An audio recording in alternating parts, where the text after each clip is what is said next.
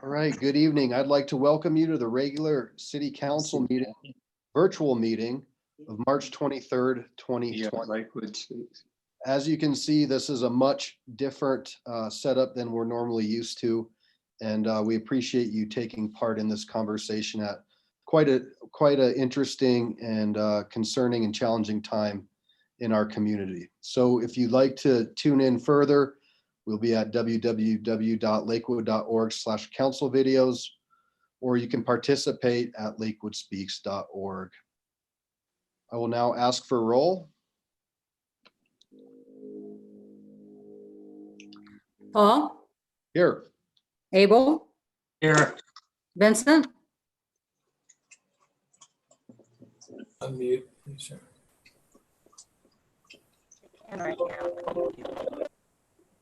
unmute. Here. Wine, It all sounds like they're underwater. Wine, Here. Vita, Here. Skilling, Here. Springsteen, Franks, Here. Johnson, Here. LeBure, Here. Harrison. Here.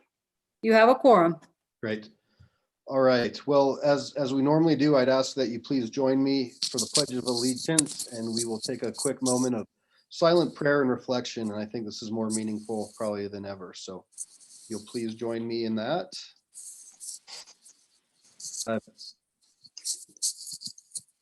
Pledge allegiance to the To the flag of the of the United States of America and to the and to the republic republic for which it stands, One nation under God, under God, indivisible, both with liberty and justice for all.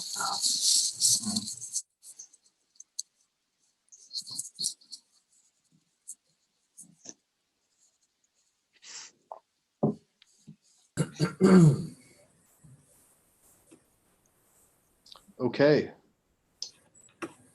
So as we proceed this evening, please bear with us. This is all new for a lot of us. And again, certainly we understand this is a trying and difficult time for many in our community. And we have come together to take a look at an agenda and to discuss different things as it relates to your city government. And there'll be an opportunity for some updates, as well as an opportunity at the very end under general business to discuss everything that's on council's minds. We want to try to have as much information as we can tonight, and certainly anything that we can't address tonight, we will make sure that we continue this open dialogue with you, our community. And so to go to that, I'm going to turn to Mr. Cox, who's going to talk a little bit about how we are here tonight and what exactly we're doing. Well, thank you, Mr. Mayor, and thank you, council members. This is bound to be an interesting experience, and we'll try to keep it as smoothly running as possible. We're here because there's an emergency, and because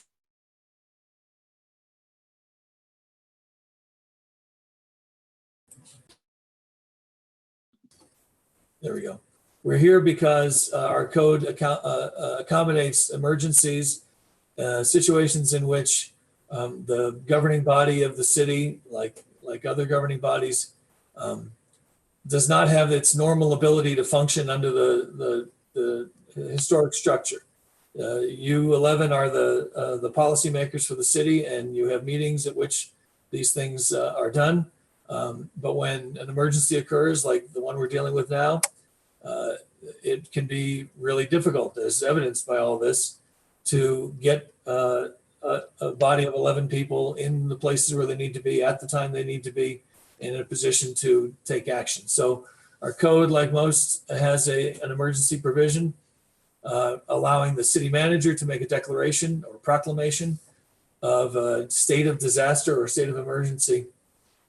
And that act of adopting that declaration empowers the manager to do a number of things, either to stand in the shoes of the city council and make governmental decisions at a time when the council is not positioned to do that, or in some cases, some extraordinary powers that become necessary because of the nature of the emergency.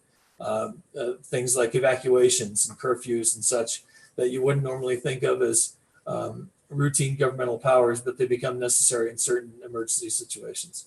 So that declaration was made by the city manager pursuant to chapter 1.27 of the code back last Tuesday, the 17th. And in a few minutes, we'll be dealing with the need for a council approved extension of that declaration period, that state of disaster period. But one of the other things that the powers set out in chapter 1.27, one of the other things it does is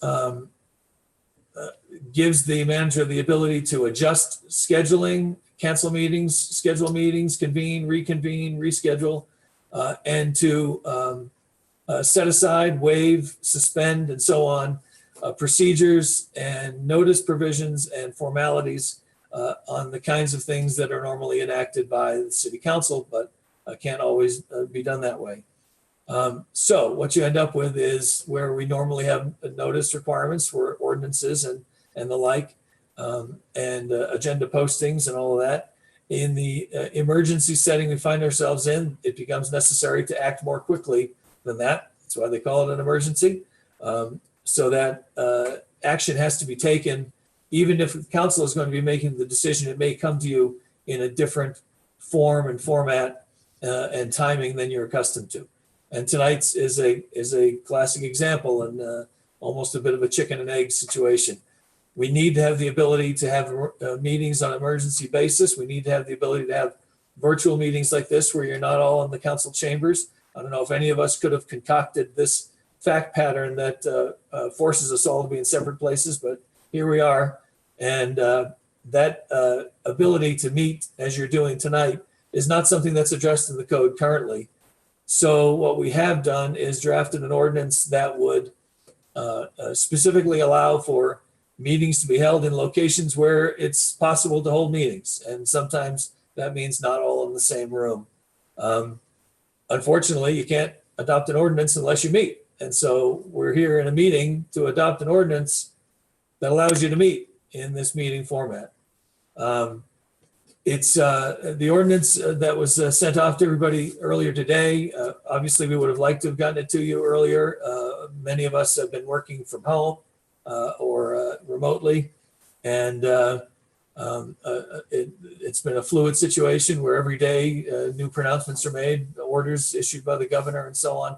And we've had to be adaptable to that. But the ordinance that's before you would fill in one gap in that our charter contemplates emergency meetings and says that the city council can adopt an ordinance setting forth procedures for emergency meetings.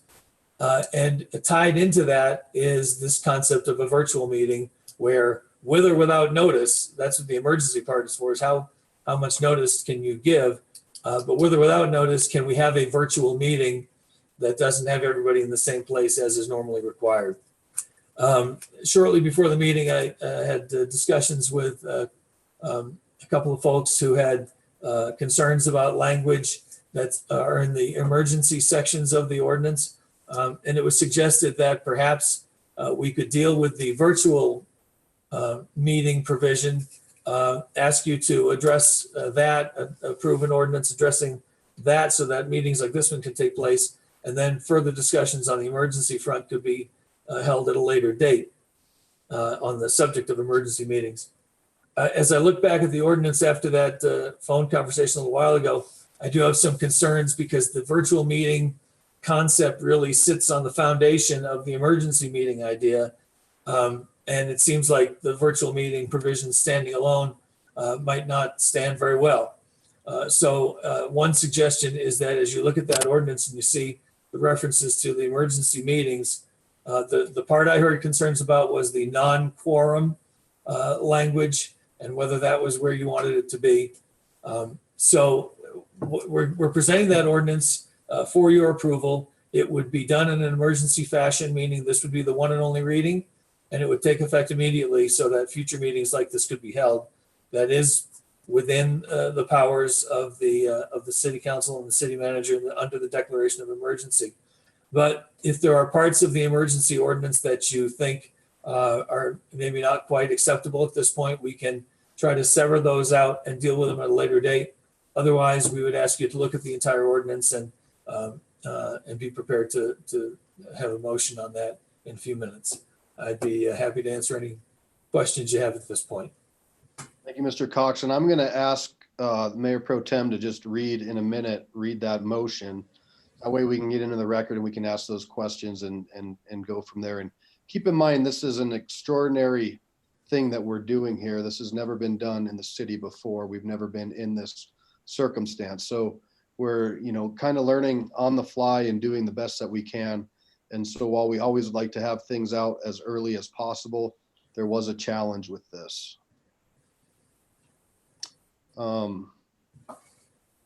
Mayor Pro Tem Skilling. So I can read in the motion, but I think although Mr. Cox was just speaking to that Exhibit A, I believe, to the ordinance that we all received, we could just put in first the motion to extend the declaration and handle that piece of it, because I don't really have anything for the second piece. So maybe it's better to do those in two parts. Just as a point of process, Mr. Cox.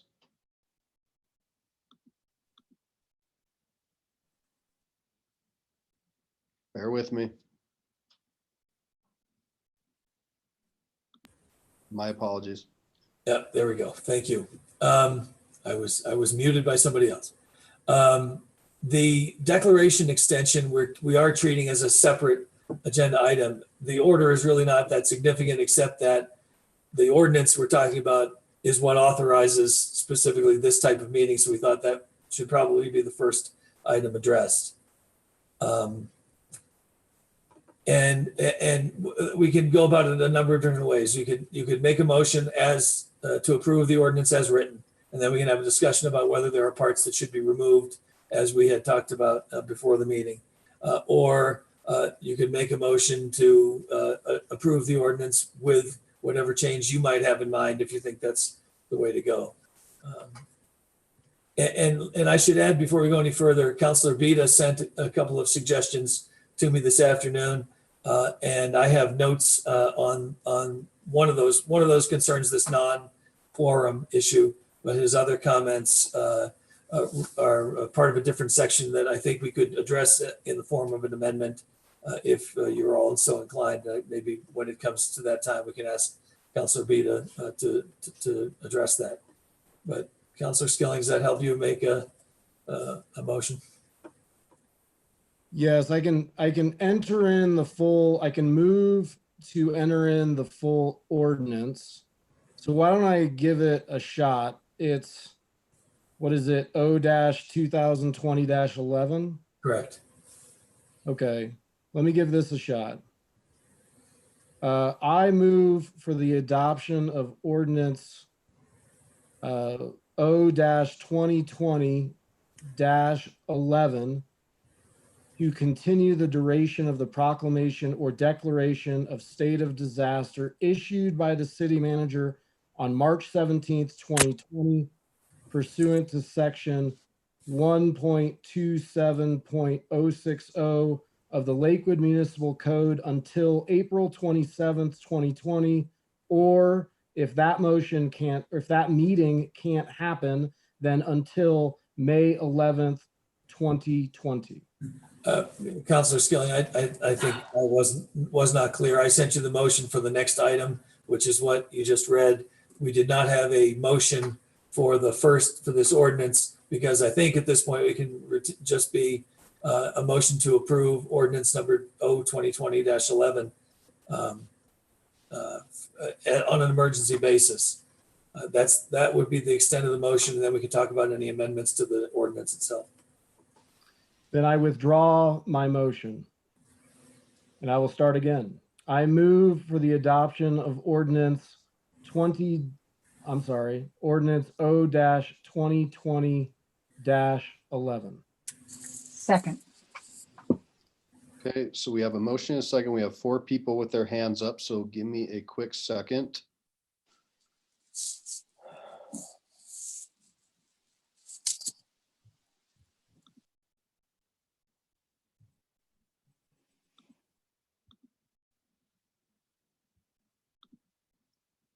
Okay.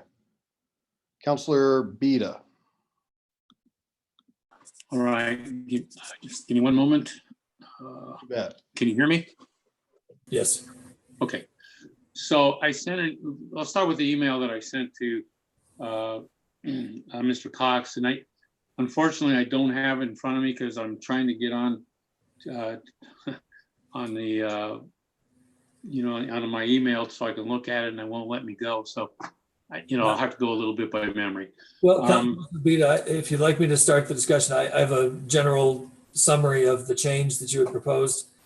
Okay, let's go with the first one, and let me address it because I think I can cover it. My concern was basically 2 things. We have 2 different standards here for the determination for the calling of an emergency meeting. 1, the mayor and 3 councils can do it, or 6 other councilors. I don't see any reason to make that distinction. It seems to me if all it needs to be is 4 councilors to call an emergency meeting, then that should be it, whether the mayor's involved or not. So I have some problems with the mayor having special powers here. Basically, he's got the equivalent of 3 votes, where the rest of us have 1, and that's not acceptable to me. So I would prefer to strike the second part, which is, I guess it's number 2, about requiring a quorum, which would be 6 or more other councilors, and just have the first part read any 4 councilors, which may or may not include the mayor. Any 4 could call for an emergency meeting. And so that would be my first suggestion.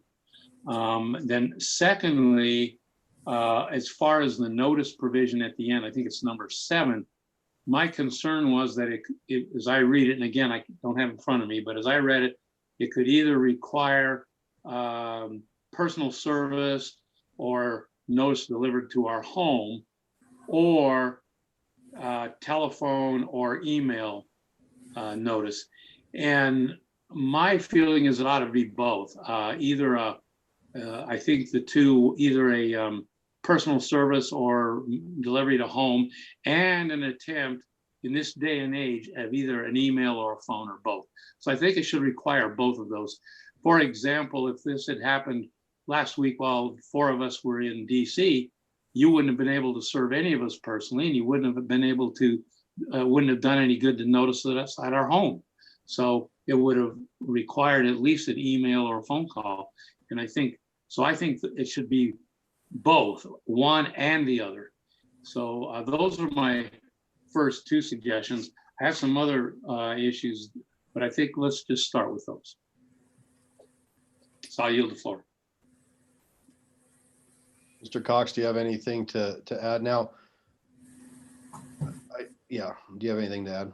Just very quickly, that the first issue raised by Councilor Beta, I believe that language having the 2 alternative versions came from another community's draft, another community's ordinance that we looked at. So it was not an independent decision to include that. It just came from a previous version.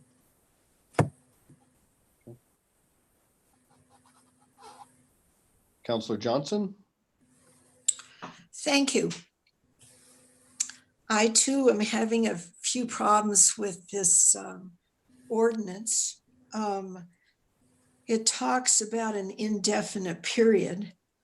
The way that I read the original resolution, it was to last, the initial emergency declaration lasted 7 days, and then city council was to weigh in at that point. And the way I am understanding it is that it gives an indefinite amount of time after our initial weighing in. I am not comfortable with that. I was not told until after it was made public that it was even out there. And I feel like it should be that council weighs in, has an update every 10 days as to the appropriateness of continuing with this. And as far as a quorum, I think that Councilman Beta said 4 or 5. I would like to see that up to 6, please. And it does not need to be the mayor as well. Thank you.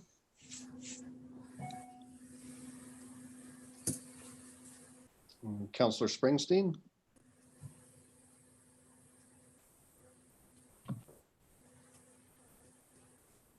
Yeah, I just wanted to put a few things on record. As you know, I'm as an attorney always concerned with constitutionality and preservation of our rights. And I know we have sort of an unprecedented situation going on. However, I just have some concerns about, for instance, that there must be a public hearing for an ordinance to be passed that's duly posted, or you're giving up due process. And I guess I'm having a hard time understanding lack of notice, why this just came out about 1 o'clock today, and who knew about this first before the rest of council. I have a question about what the explicit definition of the disaster to the city is, that we can only strip due process, or what I'm saying is the city manager can only strip due process when disaster prevents her from actually following due process. And do we have that situation here? Could we have given some kind of better notice to give some kind of additional consideration to due process? And just this meeting itself, and whether we're having a constitutional meeting, it's following the municipal code, not the charter. We don't have witnesses here. I'm not even clear if the public can listen in here, and whether this is being recorded. So maybe somebody can tell me that. And then just whether we can have exemption clauses for the ordinance. And like I said, I understand.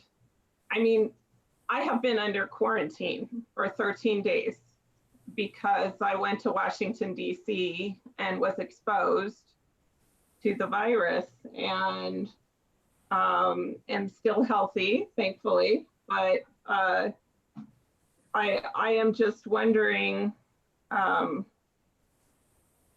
what exemption clauses we have for this ordinance if based on circumstances that could happen. And what if we don't have a quorum? What if many of us fall ill? These are all important questions I think we need to ask before we just pass this ordinance. So thank you.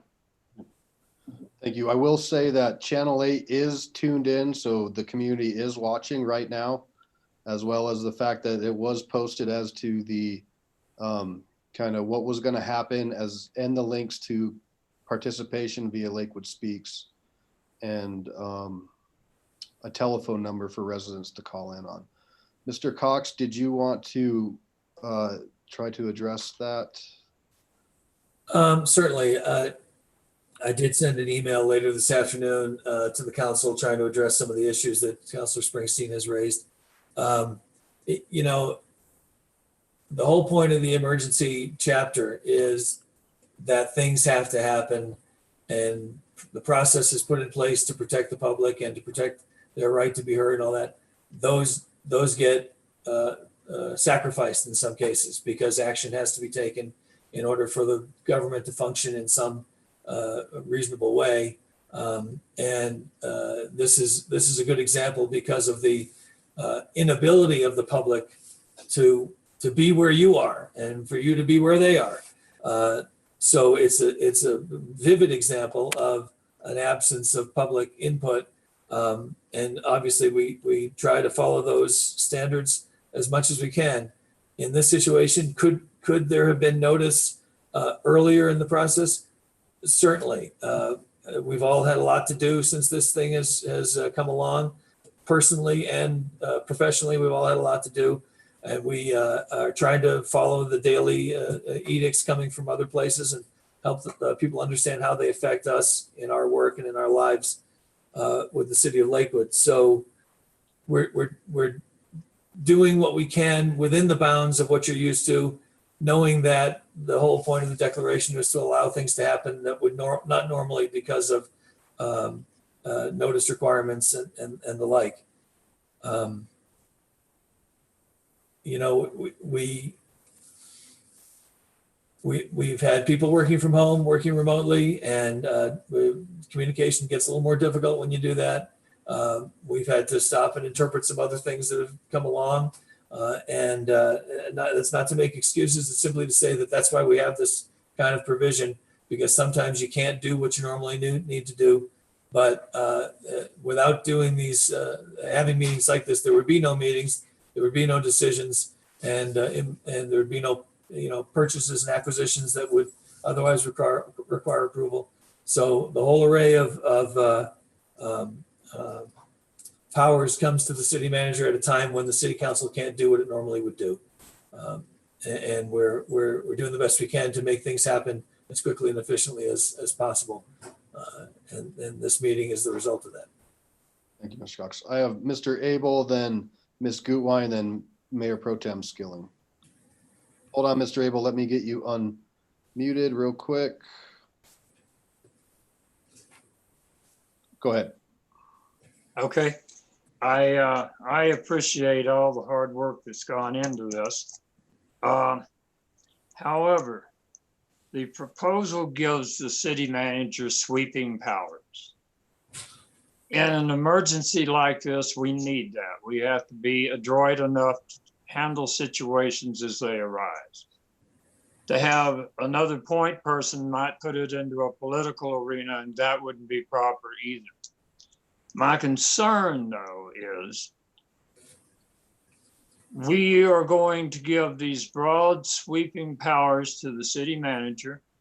And according to the text, and you have me at a loss because I have this going on my iPad. My laptop has tonight's agenda and packet, and I have nothing in front of me in black and white that's telling me what all is in this emergency declaration. So I'm going to be less specific than usual.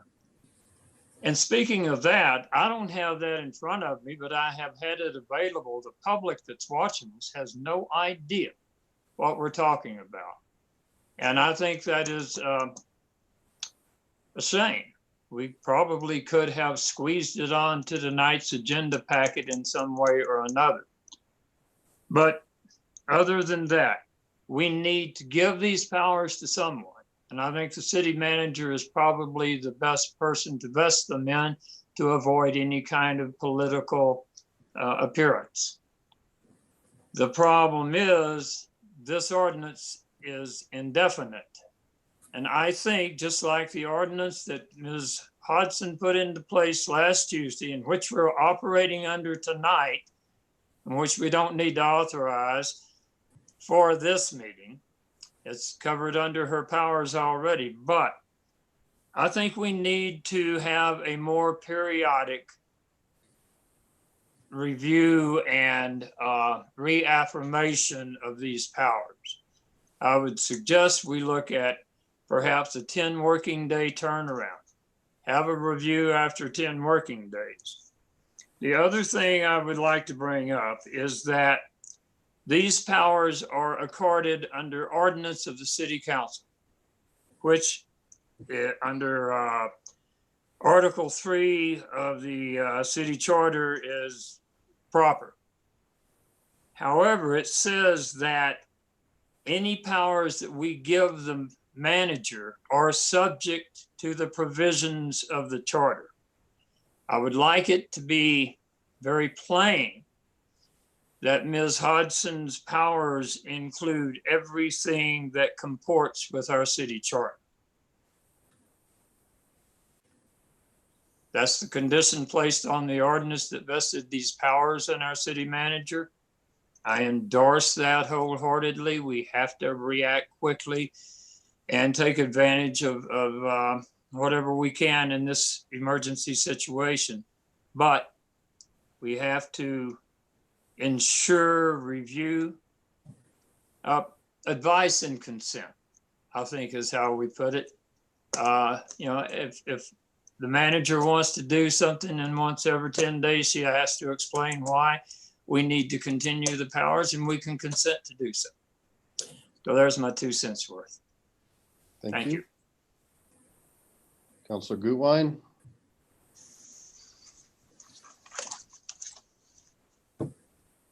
One minute. There you go. You're unmuted. Thank you.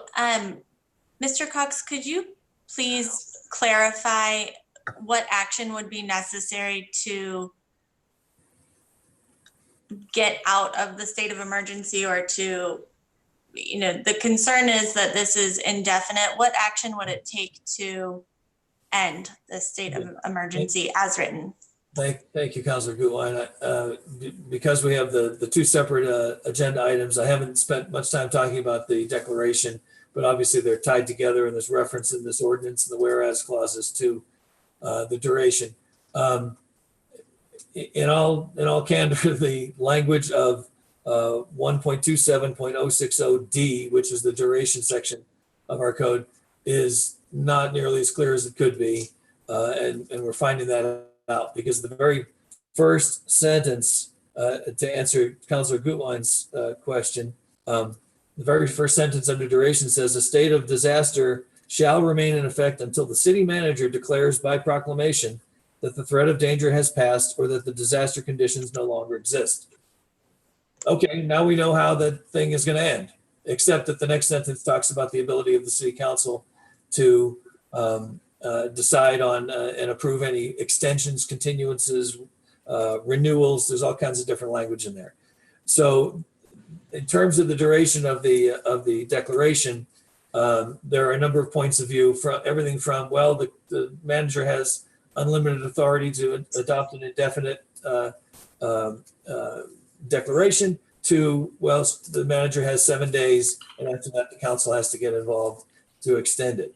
It's what should be obvious, I think, to everybody is that it needs to be extended if it's only 7 days long, because that takes us to tomorrow, and we're a long way from the end of this emergency situation. So there is, I think, one reference in the recitals to this ordinance, which again, the ordinance is about the ability to have virtual meetings, because that is not addressed in the code specifically, and emergency meetings. But there's a reference in one of the recitals to the indefinite nature of this proclamation of disaster or emergency. That can easily be amended out of there. It was prepared that way, I think, over a week ago before the declaration was made. It was anticipated it would be indefinite. We should have changed that going into tonight. But what we'll be asking in a few minutes is, council, there's a 7-day declaration in place that runs through tomorrow. We need you tonight, while you're acting as a group, to extend that declaration. You can do it by motion. It need not be more formal than that. And you can do it to a date certain. You can do it indefinitely. You can do it along the lines of what Councilor Abel suggested, where with regular check-ins. I would just caution everybody that, we're going to have trouble putting meetings together, even when they're already scheduled to be held. And if a deadline, the end of the extension period is looming, there's no meeting scheduled or no meeting able to be held because of availability, that it makes it a little more challenging when we then have to figure out, are we going to be able to get people together enough to extend this before the the expiration of the declaration. Alexa, stop. So that again is the second item on the agenda. First is the ordinance, and I just addressed that because it has the language about the indefinite duration in there. Thank you. Could I ask City Manager Kathy Hodgson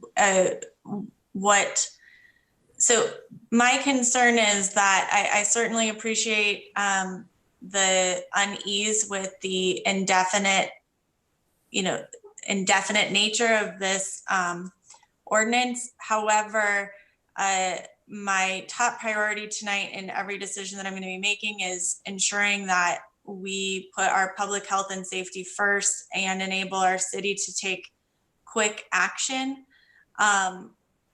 What time frame would be the most practical in allowing you to continue to meet the community needs first? Thank you very much for that question. And I actually really appreciate this whole conversation. I don't know that I've ever felt as awkward. So I apologize for that. Can I just say a few things before I answer your question? And that is, we have an enormous list, and I'm sure everybody knows this, about 12 or 15 counties have made the same declaration, and probably 20 cities, and the list is growing. So this is very common. You know that the state has made that declaration as well. So that's all confined to Colorado.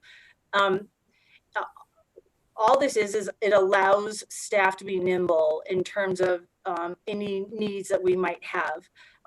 We are really conservative just by nature.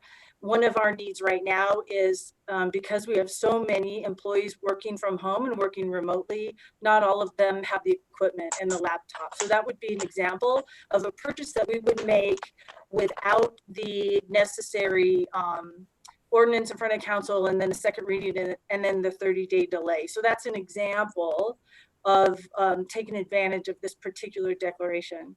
So when it comes to time frame, I think Councilor Skilling recommended a date certain to take away this uncomfort with the indefinite or the duration of the emergency, just saying as long as the emergency exists. I think I'm really comfortable with the duration going till April 27th, because that's the date of a regular meeting. That's about 34 days away. I think that's ample time that if we're lucky, the emergency is concluded by then. And if it isn't, then at that point, we can relook at whether we ask for that to be extended again or not. The advantage to selecting April 27th is just that of convenience. We are already having a regular meeting, and it may be a virtual meeting like this, depending on where we are with the virus. But if so, like I said, we're already convening, and we can ask for that extension at that time. So I think allowing for April 27th is a nice recommendation. Thank you. That feels comfortable for me. And just to add in terms of time, Jeffco schools are closed until April 17th. I think that a lot of things are going, until around that time frame. I don't want to go short and just impede our ability to make decisions quickly. These decisions do need to be made quickly in order to keep our community safe. And then I just also want to reiterate something that's been said a couple of times, but I really appreciate that we are able to do this and have this meeting remote, and that our community is able to participate both through Lakewood Speaks online, and then also by calling in and of course emailing us. It's not perfect. Nothing about this is perfect. But I am proud of Lakewood's response to this emergency so far. So thank you to everyone who's been able to make this all happen. Councilor Skilling, let me get you unmuted. Mayor Pro Tem, sorry. So just prior to this meeting, I had actually asked Ms. Hodgson the same question. about the time frame because the indefinite part maybe isn't the way to go, and it makes a lot of sense for a lot of reasons. We don't need to go into all of them right now, but to have some finite time, I think it adds predictability for everybody's staff, the public, us. We all kind of know a date. And she had said April 27th, which is why when I introduced this motion the first time, I actually introduced it with that language instead of the indefinite. So that's what I was reading early on, and I probably screwed that up. But that was my point, was to do that, was to read in the April 27th date. My concern, and I certainly appreciate Mr. Abel's point of view and Ms. Johnson's point of view on wanting to have that check-in. My issue, though, is if anything were to happen as far as we're not able to get a meeting together in 10 days, I don't want the city to be in a position where we've hamstrung it and that results in significant issues. That to me is not offset by our need to meet in 10 days. Those two competing ideas, I think I would 100% of the time go in favor of having a date certain that allows enough time so that, the 30 days or whatever it is. And that way we're not, if we can't get a meeting together in 10 days, what would we do at that point? I understand that one of the readings of this, going through it, one reading would be, I suppose, if council said no tonight to extending it, I don't know what would really stop the city manager from just issuing another proclamation the following day. When you're reading the code, I mean, it would just be a series of individual proclamation after proclamation after proclamation. That's certainly a reading of it. Not saying that I necessarily agree with that, but I think we should do a date certain. I think April 27th is a good date. To Mr. Beta's point, I'm still not clear of why we need the non-quorum versus quorum. My understanding is that a non-quorum just means two or more can get together and talk about substantial stuff, which we can't do because of open meetings laws. So I'm not sure why we really need a non-quorum meeting to begin with. My focus is mainly on the virtual part and the emergency meeting, which is that second piece. So I know that's where Mr. Beta started this conversation off, so I'll swing back to that. I agree with his points on the 6 members. I agree with the points on the notice. I think all of that is prudent. Tonight, I am laser focused, though, on making sure that we do this remote or this virtual thing so we get this in place. No matter what we decide, this is the thing we're going to need. And so if we don't have the ability to meet remotely, everything we're talking about in the future is somewhat mooted until all this passes. So I yield with that. Thank you. Councillor LeBeer and then Harrison. Thank you. I agree with what everybody's saying here. I believe our next meeting is actually April 13th. So if that appeases anybody, that might be at least the next regular meeting. That might split the baby a little bit between the 27th and 10 days. I don't know if anybody's interested in that, but I think a date certain makes a lot of sense, especially if we already know we're meeting, because setting this up isn't easy, especially when you have to work and all that other stuff. And then another suggestion is this might put some people in council at ease. And it's just a suggestion for our city manager, perhaps in our daily reports, perhaps if it mentions or has mention of the kind of emergency powers being exercised, such as purchases, that might make people feel more comfortable about what's actually happening with these powers. So just some suggestions, I'll put that out there. And I support us moving forward on this. Councillor Harrison. Thank you.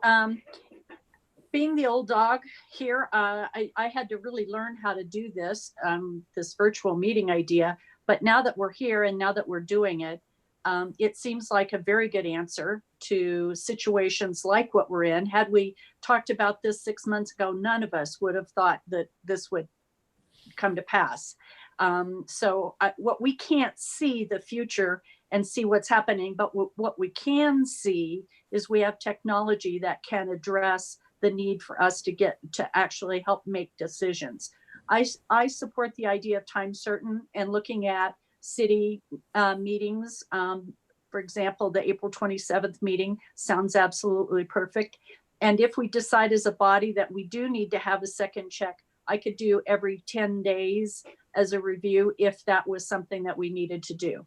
6 people as a quorum would be the requirement that I would have. I don't think 3 or 4 is enough to call a special meeting. I think 6 is adequate. Thank you. All right, so we've kind of gone through everybody, and I'll go back again. And I just want to reemphasize, we are here for extraordinary means. And whether we have the quorum or not, I think the intention was, God forbid there's a disaster and 6 of us can't meet and the city business still needs to continue. I think that's why some of this was in. And so we are here to ensure the safety and health and welfare of our city for the next month, month and a half. I think we're going to learn a lot. We've never been here before. And as we go, I think a look back when this is all done to say this worked, this didn't work, we need to clean up the language. That's great.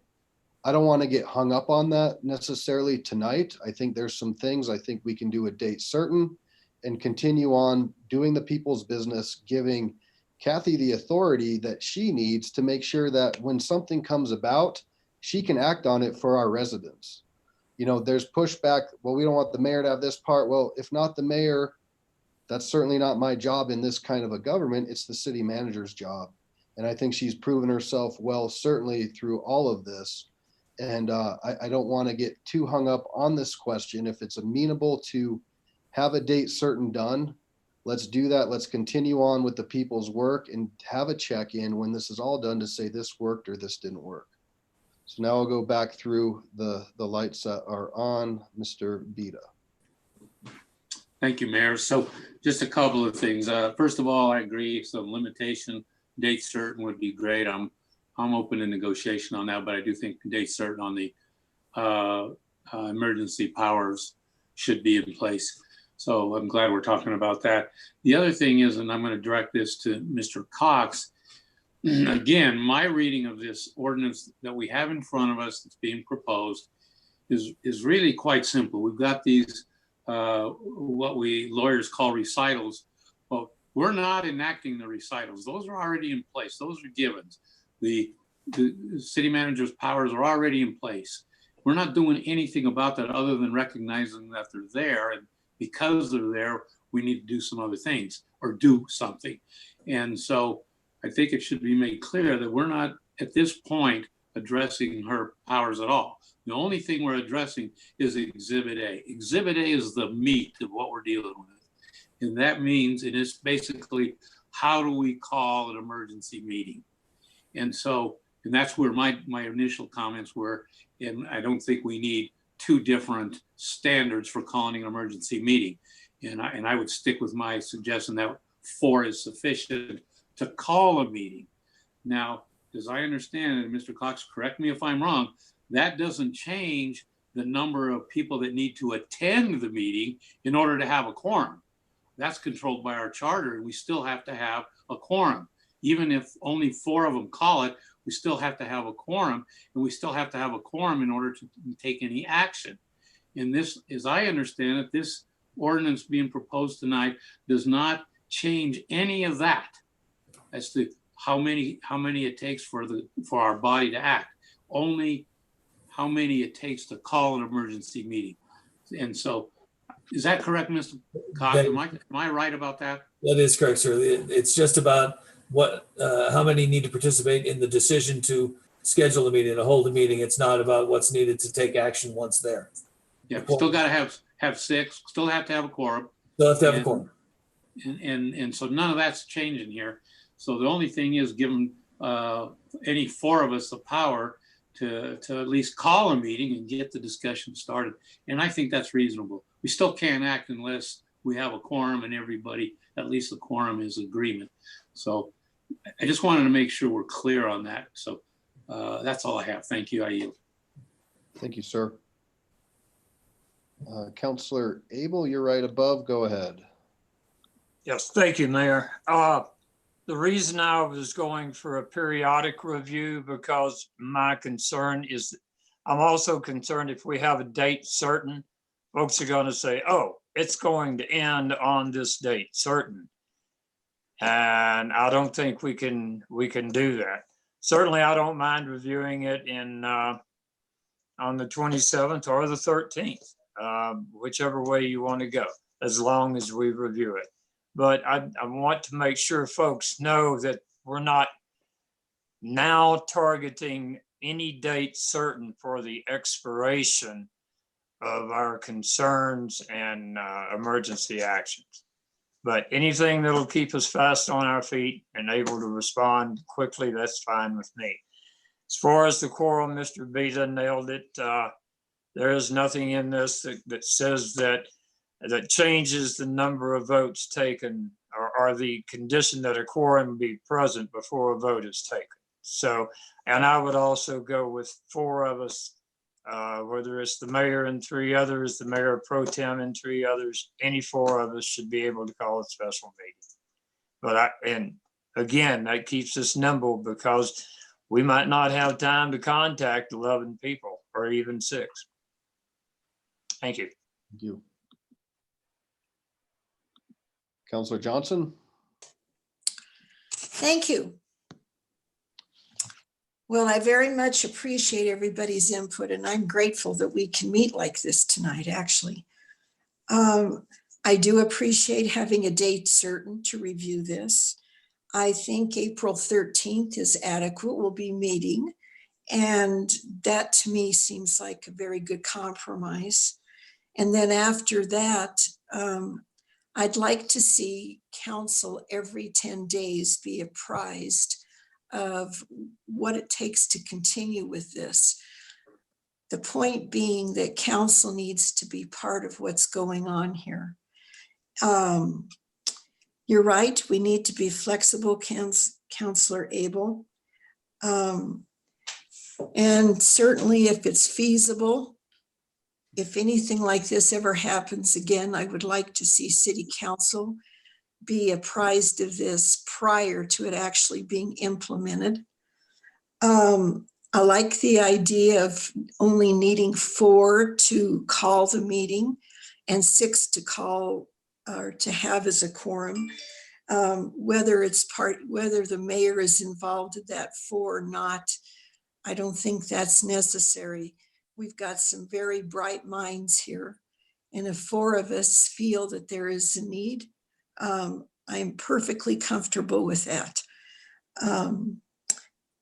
But I like the idea of April 13th as a date certain. And after that, letting council know every 10 days where we are. Thank you. Thank you. Councillor Vincent, let me unmute you.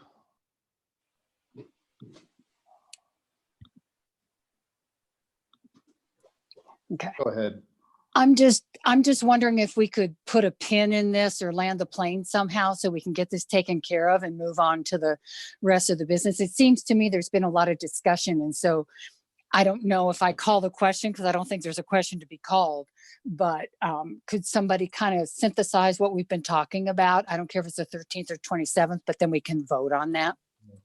No, I know there is a motion in a second, but there's a couple more people lit up, and I think Mayor Pro Tem Skilling has an idea of potentially a way with whether it's the 13th or 27th to move through. So, okay. Councillor Springsteen, give me a second. All right, you're up, Councillor Springsteen. Hi, I just wanted to circle back around once more because we are setting a precedent, and I just wanted to make a record because the questions I asked earlier were not really responded to. So one, this is an ordinance that was not on the agenda until 1 o'clock today. And so I'd just like to know why and why it wasn't in the packet and who among us knew about it when. I asked these same questions before. And then also the case law that's being relied upon to allow this to go forth. We need to rely on the law. And so I'd like to know more about that. You know, public safety is ensured by the Constitution. And so we always have to go back to the Constitution and having specific powers, not sweeping ones. And I know I keep harping on this, but I'd like for my questions to be answered, please, on the record. Thank you. So, I think in the daily briefings, first off, signaled that we were potentially going to go into this mode, which is the emergency declaration, which is empowered to our city manager. And that's in the whereas clauses of the actual document. Are you familiar with those, Councilor Springsteen?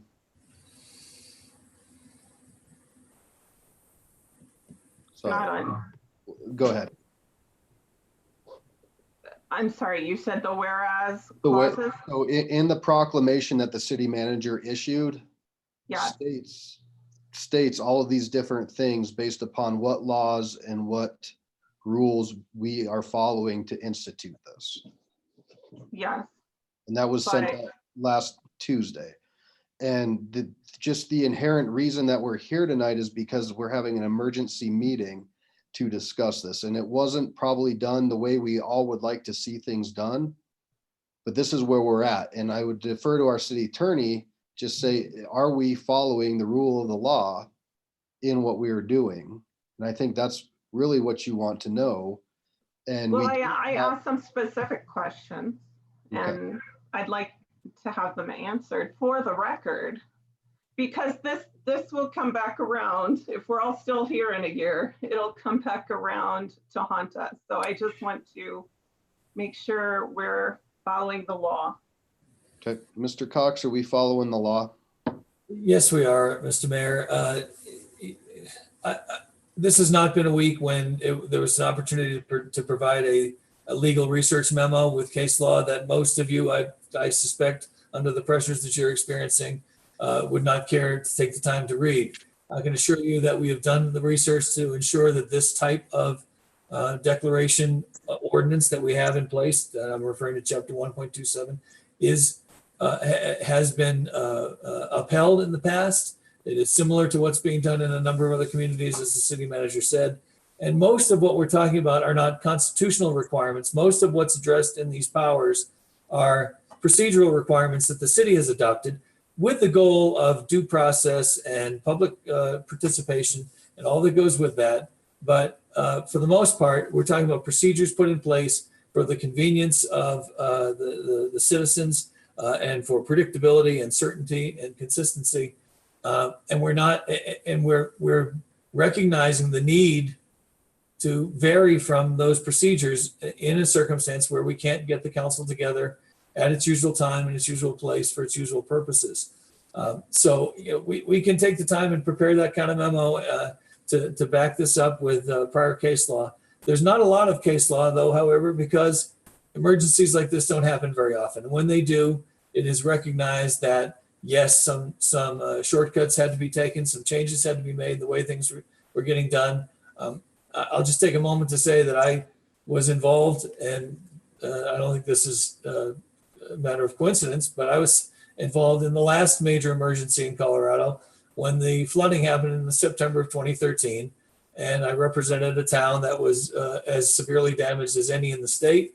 And the decisions that had to be made by the town administrator under the emergency powers were much broader, much more sweeping than this, because they simply needed to have things done to clear the streets of debris and do the other things that were necessary for daily life to exist in that community. So I've seen examples of this. We've been down this road before. This is a very different set of facts, but it's the same principle involved, which is you can't adhere to the procedural requirements when you can't meet, for example, in the same room.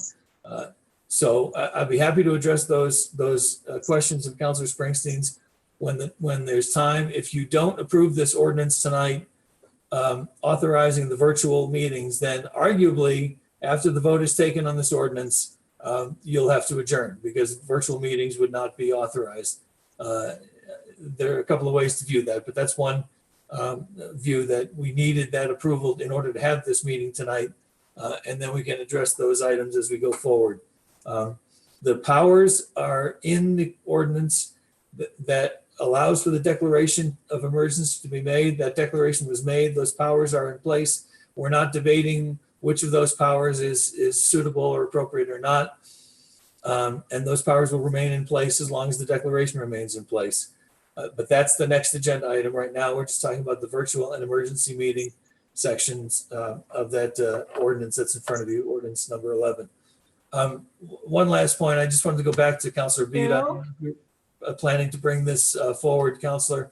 But your comments, your email to me earlier today, the other part that was referenced was in the final section that talks about notifying the public that they can monitor meetings electronically when they're held like this. And you had suggested that we add language explaining what methods, what resources are available, how to get at those monitoring programs, what opportunity there would be for public comment. I think those are reasonable suggestions, and I didn't want them to be overlooked as we get closer to voting on the ordinance. I still would like that question answered about who knew about the ordinance when, just for the I record. don't know who knew about the ordinance, Councilor. You have to ask your fellow council members. Councilor Skilling, Mayor Pro Tem Skilling, let me get you unmuted.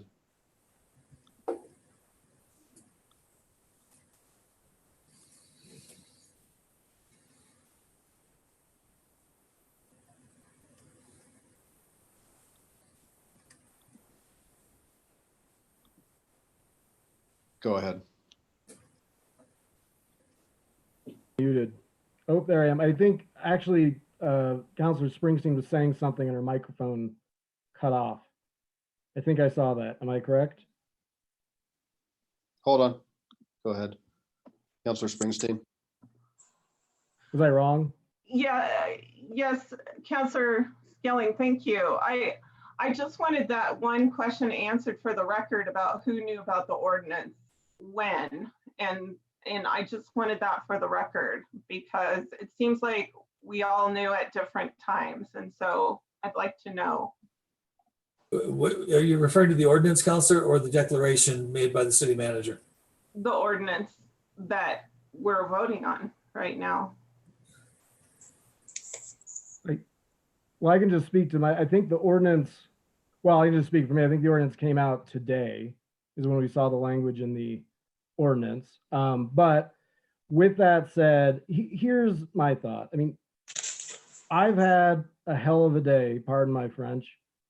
All of you have had a heck of a day, a heck of a week, a heck of a month, as have all of our community residents.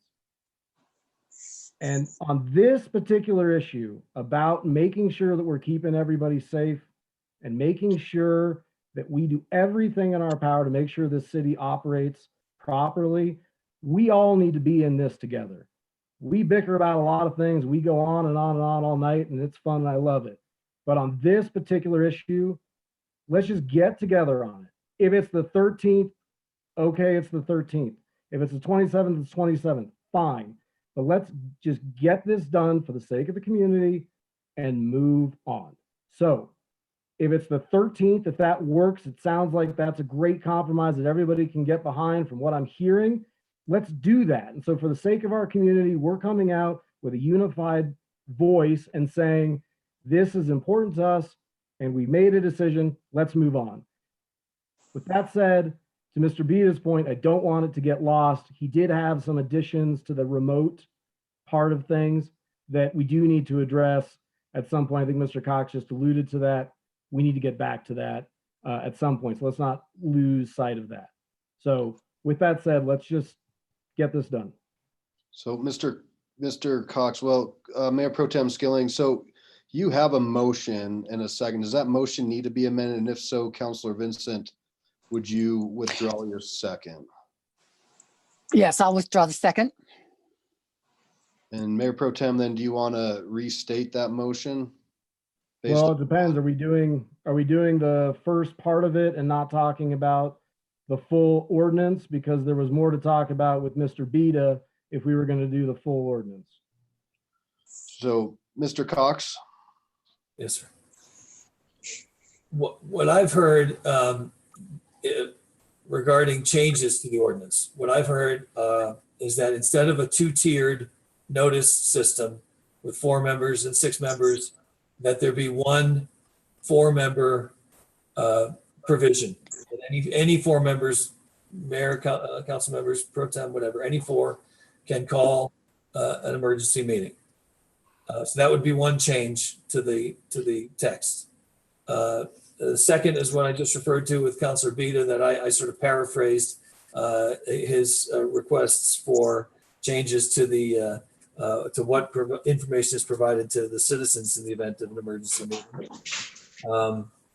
And Councilor Beta, at the beginning of this discussion, you had one other comment about striking part 2. I think that's the non-quorum section. I'm just looking at my notes and making sure there wasn't any other changes. But we're not, this is not the date part. The date part is the next action you're going to be taking, the duration part. This is just about adopting the ordinance to allow for emergency meetings and virtual meetings with the changes that have been discussed so far. So if I may, so there's 3 parts. One, you or 2 of them you mentioned, going to a 1-tier 4 members call. 2, the the notice provision, making sure that we get notices out to everybody, that we've tried every which way basically to get notices to our counselors that there's going to be a special meeting. So we refer to that. And the 3rd piece would be giving a little bit better information to the public as to where they can go for this special meeting, virtual meeting, so to see it online and to comment and so forth and so on. So those are the 3 parts I suggested. And I think they're all pretty benign, really. That's all. So Mr. Cox, I think we just need, we need to make some action. It's 8:22. Yep. We need to, so what's the cleanest way? I think we understand the concerns. What's the cleanest way to move forward? Well, having just heard Councilor Beta's summation of the 3 items that he sees that could be changed, the one we haven't really spent a lot of time on was the 3rd one. Unfortunately, I prepared a draft with his comments, and my laptop has failed me this evening, so I don't have access to it. But what it was at the end of the section on notice to the public, it says that they'll be notified that the meeting can be monitored electronically. And Mr. Beta had suggested, can we add to that, information will be provided to the public on the methods available for monitoring electronically and the opportunities for public input on the agenda. So I think if we added that provision and struck the half of the quorum section and kept just the 4 people, any 4 people, and the 3rd condition was the 2 forms of notice to members of the public, to members of the council of special meetings, I think that by electronic means and personal contact. If everyone is okay in concept with that, we could propose one amendment to be acted on, and then the ordinance itself could be dealt with. So the question is, do we have a motion for an amendment? If so, is it all 3 of those items? Do we want to do them separately, one item at a time? Mayor Pro Tem, so your 2nd was removed. If you want to just change it, you know what? We need to get this in place, and I'm not going to argue over these little bitty things right now. We have much more important things to deal with. So I defer to you as the original motion maker. Well, I think I'll make the motion again. And I'm going to make it, I think, with a date in it, if that's okay.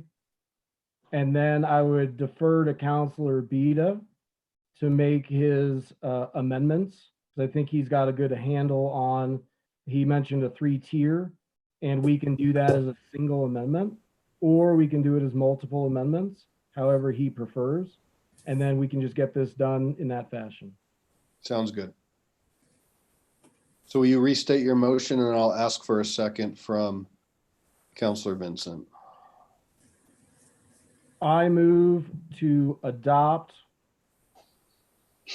ordinance 2020-11 to continue the duration of the proclamation or declaration of state of disaster issued by the city manager on March 17th, 2020 pursuant to section 1.27.060 of the Lakewood Municipal Code until April 13th, 2020, or if that meeting can't happen, then until April 27th, 2020, or as such time as a meeting may be called.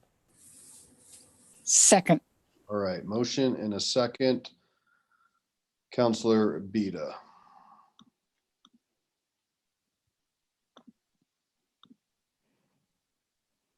One second, do I have you? Hold on.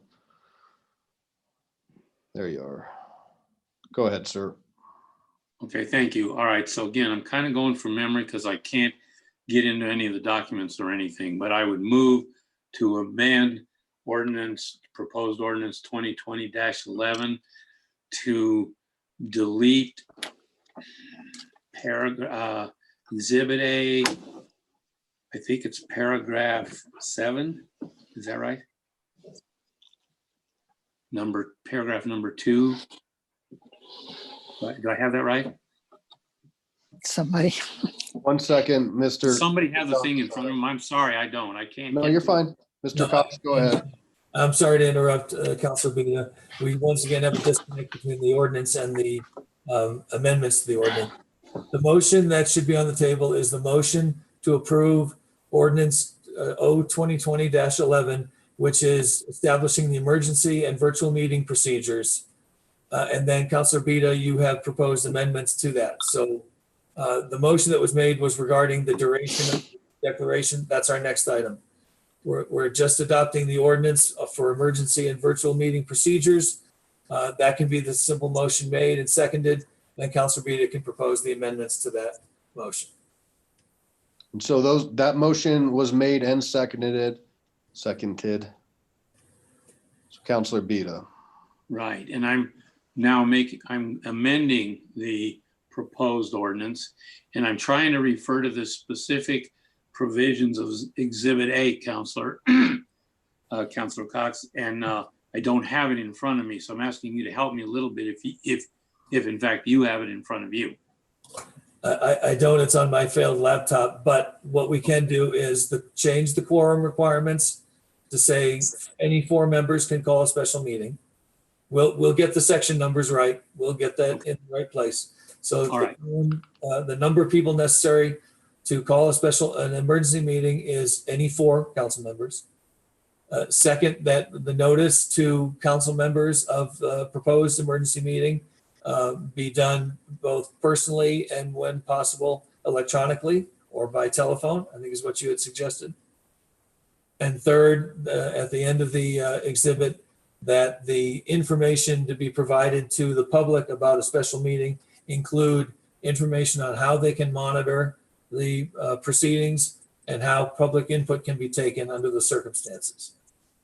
Thank you. So moved. I move to amend the ordinance in that regard. Thank you. Thank you. So can someone raise their hand for the second and I'll say it? Counselor Vincent seconded that. So there's a motion and a second on the amendment as stated. Please clear your hands. Counselor, I'm going to lower your hand, Counselor Gutwein. And please cast your votes. Putting your hand up is a yes vote. Leaving your hand alone is a no vote. Counselor Johnson, on the machine, can you push your hand? Raise hand button. Okay, thank you. So are all the votes, they're still coming in? Okay. Okay, so I have, in the affirmative, I have Counselor Franks, Abel, Beta, Harrison, Johnson, Skilling, LeBeer, and Vincent. In the negative, I have Springsteen, Paul, and Gutwein. So that amendment passes 8-3. And now if everybody will take their hands off, please. Okay. So now we're back to the original motion as amended. Correct. Councilor or Mayor Pro Tem Skilling.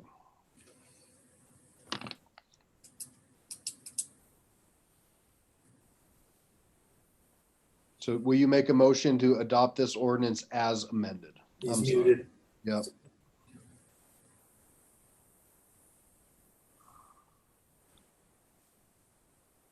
And my control is giving me a hard time. Go ahead. Okay, was that it for all of the amendments, or were there more to the remote? Was that all of the amendments? That's all that I had made note of, Councilor. Okay, so I move for the adoption of ordinance O-2020-11 as amended. Any comments before we vote? All right, seeing none, please give us a hand.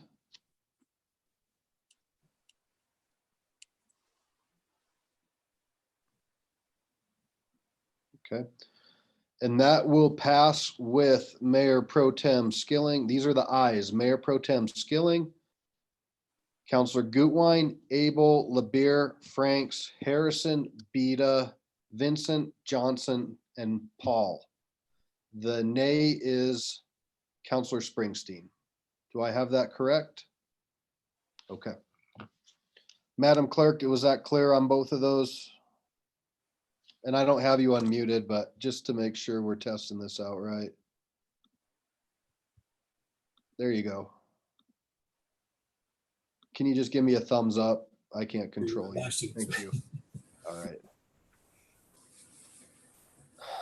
So, Mr. Cox, the next phase, or is there a next phase now? This is item 2, and this should be easy because we've talked a lot about it already in the course of the other agenda item. So the declaration was made by the city manager pursuant to chapter 1.27 last Tuesday, the 17th. The conservative view of the duration of that is that it's a 7-day declaration, and that after any extension beyond 7 days has to be approved by a majority vote of the city council. That the code even says that can happen by polling members if you can't get everybody together like we've done tonight. So we have everybody together, and the opportunity is here for simply a motion. There's been lots of discussion about how long the duration should be. It seems clear that it needs to have a definite date on it, even if that date is a review period followed by other review periods. We've heard the 13th of April, we've heard the 27th of April. My suggestion would be whoever's making the motion and whatever date you want to use as the review date is that you make it reviewable at each scheduled city council meeting, or within maybe 14 days, even if we don't have some of the meetings, just because 14 days generally tracks the meeting schedule, whereas 10 days kind of falls in between. So to make it extend the declaration of emergency to say the 13th of April, with review to be conducted by the council at each meeting thereafter, or every 14 days, or whatever period you want to use there. So Mr. Cox, so that could just be to the date of the 13th, and then we would review it then without having to say we're going to do it every 7 days after. There was interest on some parts to have a regular period of review, but yes, another option is just to say we're going to extend it through the 13th of April and revisit it at that time. Mayor Pro Tem Skilling, will you make the motion, please? Well, I just need a point of clarification. I thought in the motion that we just did, the ordinance we just passed, I read it to be April 13th would be the end. And then I said if we couldn't meet on April 13th, it would be at a meeting thereafter, and I included some language there. I think we've already done this. Yeah, well, unfortunately, Mayor Pro Tem Skilling, that was the motion made that referred to the declaration, not the motion to approve the ordinance. So we went back into the ordinance over again, and that motion about the duration of the declaration was essentially nullified when we did the ordinance motion. So now we're on to the motion with whatever language you propose for that duration of the extension. We have not acted on that. The two items got mixed together for a time there. All right, well, okay. Then I will just make the motion, then I'll read it. It's going to be identical to the one that I read. I move to continue the duration of the proclamation or declaration of state of disaster issued by the city manager on March 17th, 2020, pursuant to section 1.27060 of the Lakewood Municipal Code until April 13th, 2020, or if that meeting can't happen, at the next meeting thereafter. Second. Okay, there's a motion and a second. Counselor Vincent, did you wish to speak to this motion or were you just? Not now. I'm fine. Okay. Thank you. Counselor Johnson, you wish to speak to this motion? Yes, I do. Thank you. I thought that the motion would also include language that there would be ongoing supervision by council, and every 10 business days would be appropriate. That would be every other meeting, so that we could just have an update if it's needed to continue with this. Okay. So let me remind council that we are getting daily updates. So we get a brief every day. If that's a motion, if you want to amend Councilor Skilling or Mayor Pro Tem's motion, then you're able. I understand that, but we are not weighing in every day. Council needs to have the ability to say it's appropriate to continue this or not. So that's what will happen on April 13th. Council will then redecide, re-examine where we're at, and if we need to go a week, 2 weeks, 3 weeks, that's when we will reassess that as a body. I'd prefer to have it now, but if that's the way we're going to do it, just so we are in the loop on this. Okay. Thank you. Okay, so there's a motion and a second. If you could please clear your hands. Councilor Johnson, can you clear your hand real quick? Thank you. All right, please, the motion and a second on that, please cast your votes.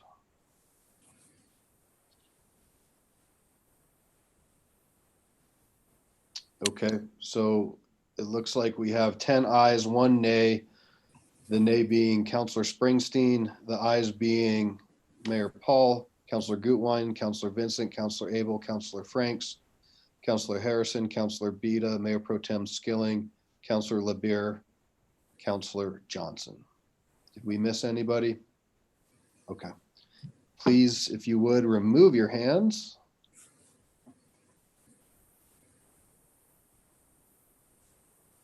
A lot of high fives going on here. Okay, will the clerk please read item 4? And let me get you unmuted real quick, sorry. All right, item 4. For Resolution 2020-12, appointing a municipal judge to the Lakewood Municipal Court. Okay, so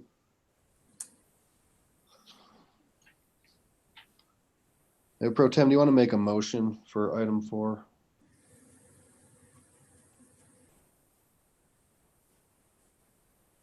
Yep, 1 second.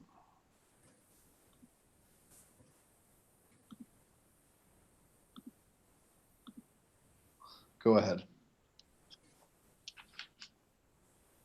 Okay, I make a motion. Well, let me restart that. It is my privilege and honor to make a motion for the adoption of Resolution 2020-12, appointing a municipal judge to the Lakewood Municipal Court.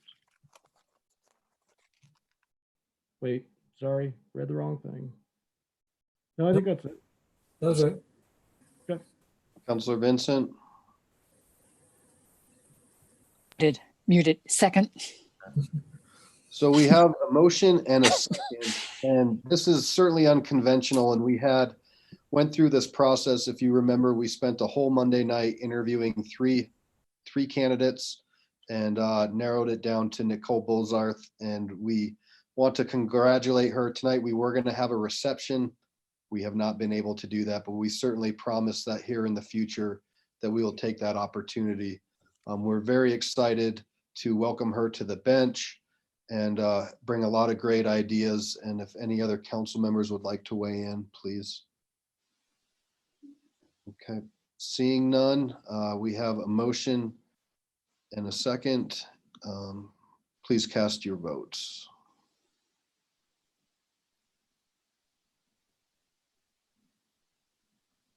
And that passes 11 ayes, 0 nays, unanimous. So congratulations, Your Honor, and we'll see you hopefully here in the future. Will the clerk please read item 5?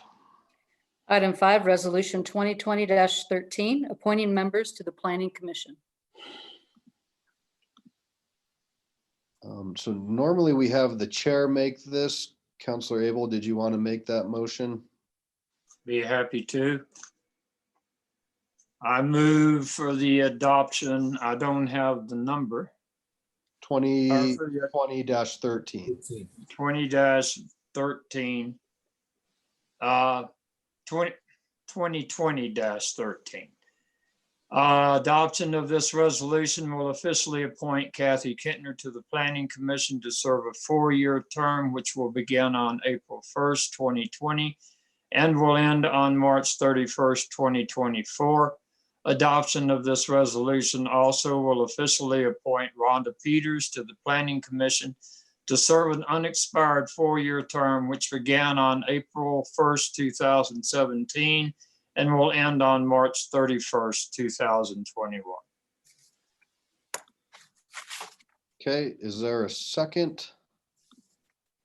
Oh, second. Okay, we have a motion and a second, and we have some hands up to speak.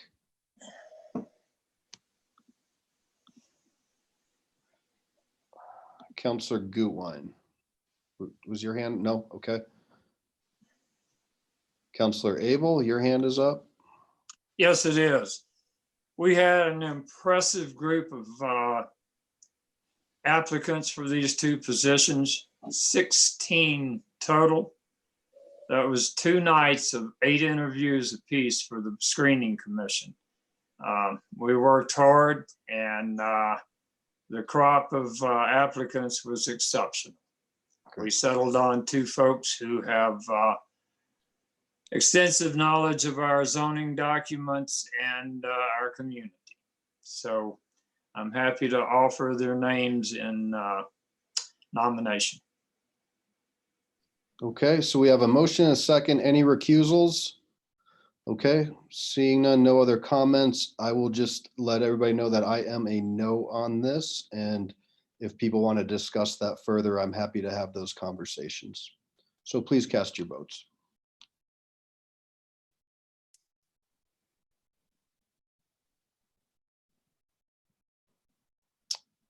And so I have the yeses as Counselor Johnson, Abel, Franks, Mayor Pro Tem Skilling, Springsteen, Beta, and Vincent, and the noes being LeBeer, Gutwein, and Paul.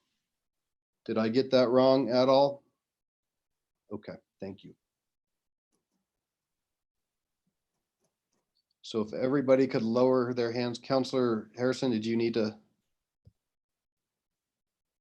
Yes, ma'am. Yes, I was a no vote on that as well. Okay, I'm sorry. Thank you. So let the record reflect then that that was 7-4, with the noes being Harrison, Gutwein, LeBeer, and Paul.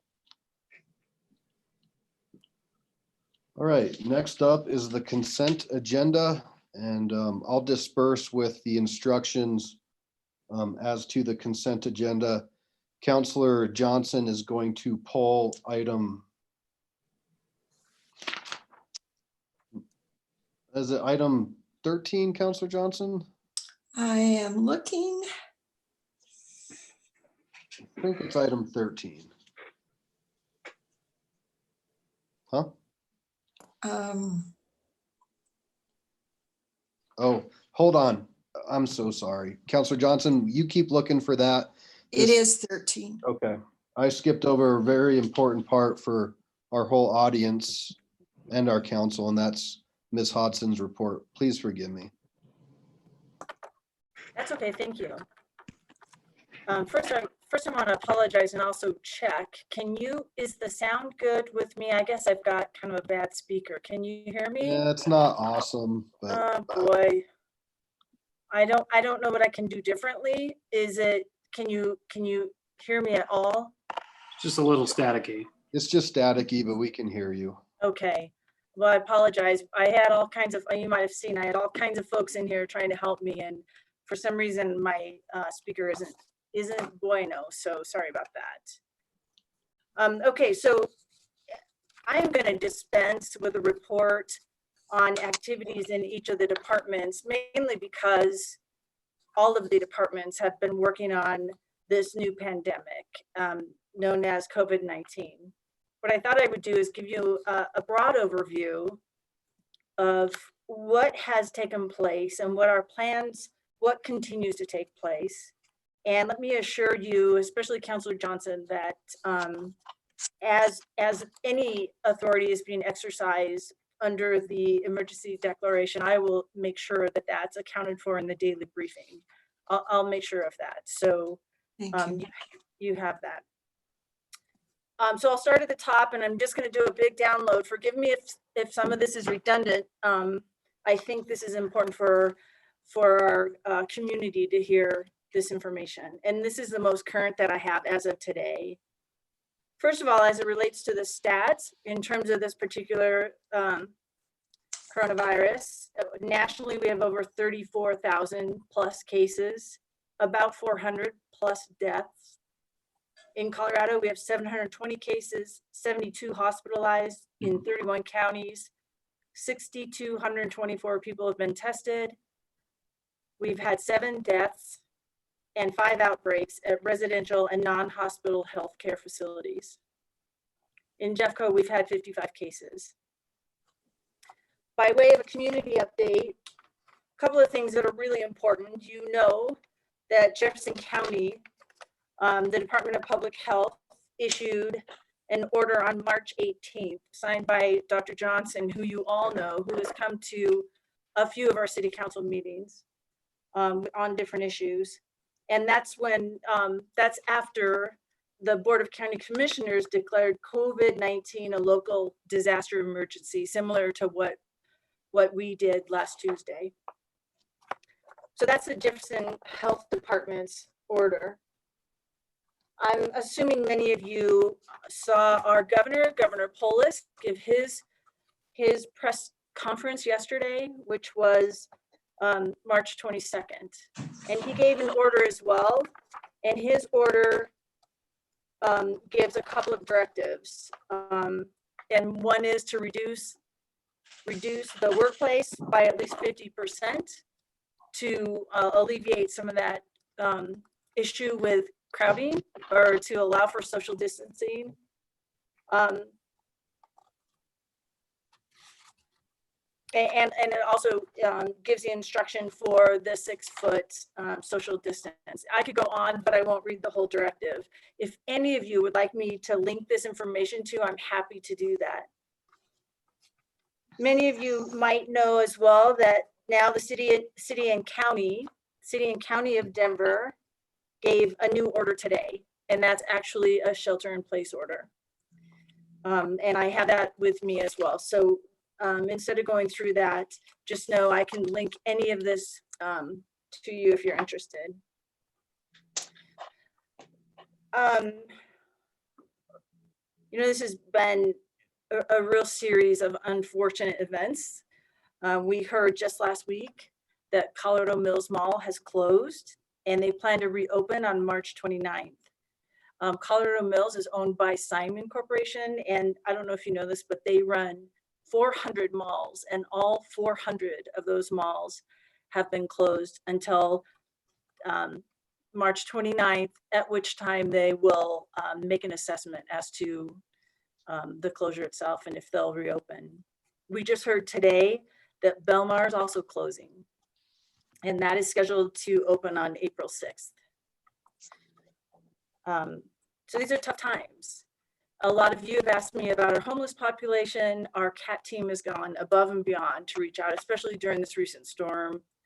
And we continue to do what we can to make sure that we're providing resources in conjunction with the county to care for our homeless population.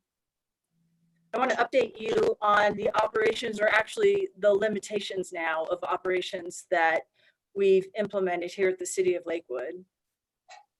A week ago on Monday, we had kind of an all hands on deck meeting with the department heads, recognizing we need to make severe decisions about how our operations occur here at the city. So here's kind of a update, high level update. First of all, in the police department, agents will respond to priority calls, and they're limited to priority calls. A priority call for service is any situation where there's a crime in progress, whether a life is in danger or not. Please call 911 always in these situations. Otherwise, please use the department's online crime reporting option. Fingerprinting services for the public are closed until further notice. The idea here is to really limit exposure for our law enforcement professionals, especially in light of the fact that we have real limited testing available, and due to the nature of their work exposure, their risk of exposure is really high. As it relates to the municipal court, it's closed to the public through Friday, April 17th, reopening Monday, April 20th at 8 a.m.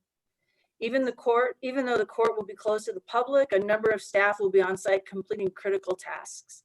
We'll continue to evaluate whether an extended municipal court closure is necessary beyond April 17th. So here you just appointed a new judge. It should be the happiest time of her life, and she's entering into her job with these unusual times, to put it lightly.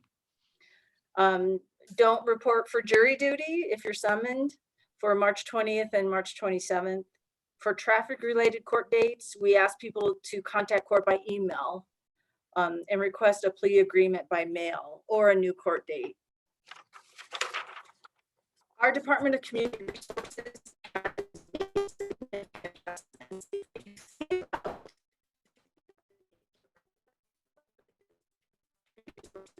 really their goal, and their goal is to encourage congregation of our public, whether it be at the theater,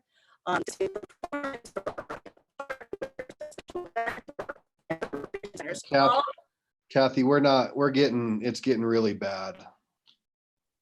I'm sorry, I don't know what to do. If I go closer, does that get any better? Is this any better from closer? No, I don't think so. Let me see if I can turn it up. Let's see if I can. And then this is really the most important thing for the night after our emergency ruling. So Can I interrupt? Is this any better? It is better? Okay, I see a bunch of head nods. Do I have to start at the beginning again? No, okay, I see a bunch of no's, okay.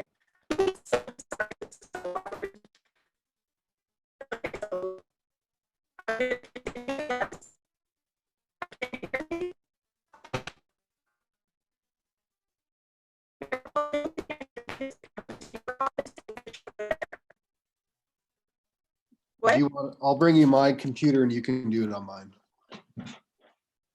I'm sorry, everyone.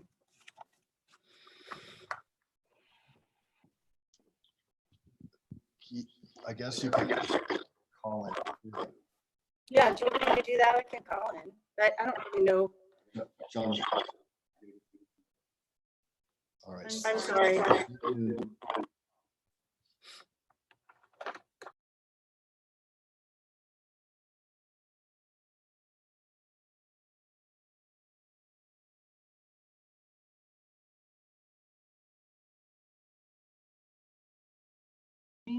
And move this. But you're gonna have to shut this. Can you hear me? Can you? Where's her session? Here, if you don't. Okay. You just unplugged me. Okay. Now can people hear me? Okay. I'm sorry for this. So did you hear that I was talking about community resources and their whole goal, okay, is to congregate folks. So we've made some significant changes as it relates to community resources, and so much of our community enjoys our recreation centers and our parks. So let's talk about what all those closures are. In compliance with the public health orders, all city arts and recreation facilities will be closed through April 30th. That's as a direction by our governor, and that date is strong at April 30th. We're hearing from the community that maybe we can negotiate. We really can't, because that's a direction that's from the governor's order. Family service facilities are closed until further notice. As of this last weekend, we're now closing all playgrounds, shelters, tennis courts, and fitness courts. This weekend, we also made the decision to close our golf courses. All performances and events at the Lakewood Cultural Center Theater have been canceled or postponed through May 11th, per the CDC's recent recommendation for groups 50 or more. For a full list of affected facilities, please see closures and cancellations on our website. Registration for classes has been suspended until April 30th. Bear Creek Lake Park passes and class registration for programs beginning after April 30th are available to purchase online. Lakewood Rides, such an important service for our older population, they'll continue with limited service for nutritional and medical purposes only. And there's a phone number you can get on the website to confirm. Our Volunteers of America meal program, the VOA, it's a hot meal site at Clements Community Center. It's suspended through April 30th. Meals will be delivered upon request to Lakewood residents who are currently registered for the meal program and for Lakewood Rides. I don't know about you, but this is pretty tough to take. At least it is certainly for me. We're going to reconcile transfers and refunds and permits and rentals. So we're just going to reconcile that case by case and make sure nobody's being disadvantaged. Utility bills, business licenses, and taxes, you can pay all of those online. Water, sewer, stormwater, and sales taxes. The permit counter, it does remain open, but we have significant separations between staff and customers. Those have been put in place. And for the time being, inspections will continue. Our online services in the Department of Public Works will continue, of course, because they're online. And those include contractor registration, inspection requests, re-roof permits, water heater and furnace replacement permits, prepaid electrical, mechanical, and public plumbing permits that are part of a permitted construction project. Planning services are available remotely or through the POD, planner on duty at lakewood.org. As it relates to the city clerk's office, passports are not available until further notice, and dog licensing is only available online. Many of our employees are working remotely. The whole idea is to limit exposure, obviously. That's easy for some. What did I hear from Councillor Franks? Muscle memory. Some people are used to and familiar with working from home. A lot of other folks aren't. So it's been a big adjustment, and making sure people have the right equipment has been a challenge. So as it relates to enforcement of orders, if JeffCom receives a call regarding a restaurant or a bar that is operating in violation of the closure order, the call will be directed to Lakewood Special Investigation Unit, the SIUs. Unless there's an underlying criminal charge, there won't be an immediate response by the police, but it'll be signed for follow-up by our investigators.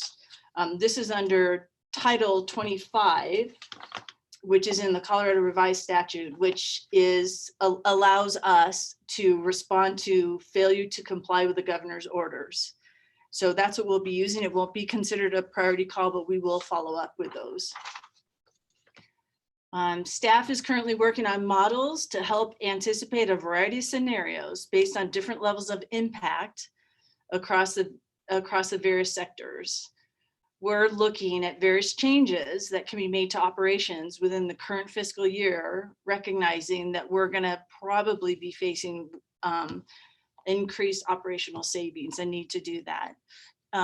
About a year ago, last summer, we realized that our revenues weren't tracking as we had predicted. So all of the management team went through an exercise where we had to identify per department, if we're in a place where we had to make some quick cuts, what would those be? So to a degree, we're poised because we have those lists. Each department head is being asked to refresh those lists that have been established and to be ready once we have kind of the air has cleared as it relates to the coronavirus. Folks have also asked about economic development and what can we do and what do we plan to do to assist small businesses. Right now, the office is working diligently to help keep our small businesses informed and indicate the numerous federal programs being developed to help those small businesses. Do you remember that 9 out of 10, which is 88% of our city's businesses, have fewer than 20 employees? So we truly have over 7,000 businesses that employ less than 20 people, and they're the backbone of Lakewood, the community. Additionally, very recently, staff is looking at developing an economic program modeled after the charitable givings program that was created in 2015, trying to see if there's a way we can use that structure that it's been underway for, I don't know, what is this, the 5th year now? It's got criteria. We have a group of city council folks who review the request. We're wondering if we can add another element to it, which would be some kind of support to small businesses. And we would add some additional funding somehow, maybe see if we can leverage some outside funding to help support our small businesses. So I don't have much detail on that, but we're looking to see what we can do just to support our small businesses who are at such a disadvantage during these times. I thought it was cool that staff has worked on a way to keep people, encourage fitness, even though people are primarily at home. Did you know we offer now virtual fitness classes through the recreation programs? Additionally, I have been really busy with conference calls and some of these fun Zoom calls across the region with other mayors, with other city managers, I'm sorry, and then certainly with staff. One of my thoughts that I wanted to bring to the floor is people have a lot of questions, and since the information that we're getting is changing almost on a daily basis, we were thinking that maybe we can have a virtual meeting scheduled and invite Dr. Johnson of the Department of Public Health to come and have an interactive conversations similar to a study session, I guess, and put him in one of these boxes, ask him just to entertain a conversation with City Council so that you can ask questions and better understand the situation as it relates to the whole county. We would also include our emergency manager, Jesse Miller, who, by the way, has been doing an incredible job. He's our emergency manager, and he works very closely with the county emergency management program. By all accounts, what we're hearing from the county is that the next couple of weeks are going to be critical. Though the next 2 weeks are the critical time where if we can slow this virus down, this is the time to do that. So just know that we really need to be diligent about social distancing and minimizing exposure. I understand that tomorrow every county public health director will be meeting to discuss their options and to look at the future. So we may have some more information from our county tomorrow. And as soon as that comes out, I'll make sure to share that with you. I know the Tri-County Health folks had a meeting today at 3 or 3:30, maybe 4, after Denver issued their shelter-in-place order. As soon as Denver issued their shelter-in-place order, and initially that included liquor stores. And so we heard from some folks in Mountain View, is that Mountain View over by Lakeside, I guess, that the line outside the liquor store was 200 people long. And that was this afternoon. So Denver turned around and made liquor stores and marijuana exempted from the order. I'm going to forward to you two links that give you really immediate, up close. It's a dashboard showing how many cases are active. And I think instead of trying to read this whole line to you, I will forward this to you. It's from the Division of Homeland Security and Emergency Management. Is that information you'd be interested in hearing or getting? Okay, I'll pass that on to you.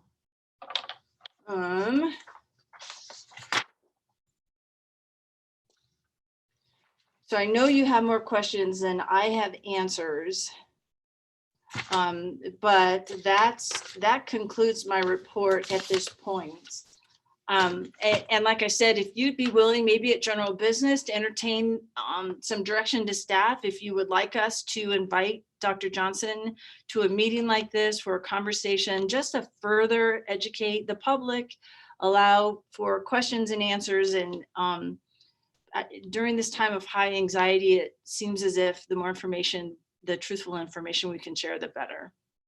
So with that, I think that concludes my report. So thank you. I'm sorry about the sound issue. Thanks, Kathy. You're welcome. We just turned your sound off. So you should, Jonathan, turned off your master sound.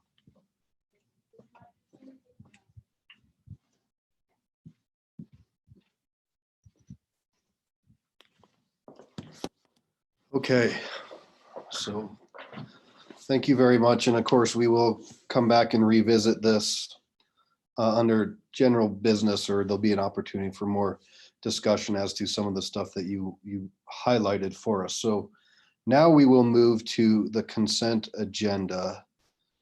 And I will ask the clerk to please read the consent agenda into the record. The consent agenda consists of items 8 through 14, with the exception of item 13. Item 8, Resolution 2020-14, recreating a City Council Ad Hoc Advisory Committee to review and recommend amendments to the provisions of the Lakewood Municipal Code regarding campaign finance. Item 9, Resolution 2020-16, authorizing the transfer of a portion of an unencumbered appropriation balance among departments and approving the procurement of a budget planning and management software solution and the associated implementation support service in excess of $50,000. Item 10, Ordinance O-2020-7, declaring the intent of the City of Lakewood to acquire interest in property for public purposes for the construction of a multi-use path along the north side of RTD's W line, and authorizing negotiations with property owners, acceptance of conveyance instruments, and condemnation of real property interests, subject to further council approval. Item 11, Ordinance 0-2020-8, declaring the intent of the City of Lakewood to acquire interest in property for public purposes for the replacement of traffic signal poles, equipment, and curb ramps at the intersection of W. Jewell Avenue and South DeFrame Street, and authorizing negotiations with property owners, acceptance of conveyance instruments, and condemnation of real property interest, subject to further council approval. Item 12, Ordinance O-2020-9, vacating a portion of the right-of-way for Yukon Street south of West 13th Avenue between blocks 67 and 70 Lakewood as depicted in Exhibit A hereto. Item 14, approving minutes of City Council meetings. City Council meeting January 13, 2020. City Council meeting February 10, 2020. And Councilor Johnson, the clerk pulled that out for you, but your hand is up. Is that what you wanted to do? Yes, there's more that I'm not sure it said everything. Okay. Yes, okay. Because I moved to pass the ordinance 2020-10 on first reading, but schedule the ordinance for a second reading at the future meeting when in-person public comment can be presented, and specifically to a date certain of May the 11th. Did I hear Michelle say all of that? No, and you're absolutely right. So you're gonna have to read that again under general business. You just Okay. pulled it out of the actual consent, so we will now place that back under general business. And then I'll ask you to make that motion. We can explain the theory or the philosophy behind why we pulled that. Cool? Thank you. Okay. All right, so can I get, before we go for a motion, Mr. Goldstein, were you gonna give a quick update on item number 9? And I will get you unmuted. Bear with me. Okay, there you go. Yeah, I think there were some questions about this item. It's something that we've been looking at for a long time. So this is pertaining to the budget software.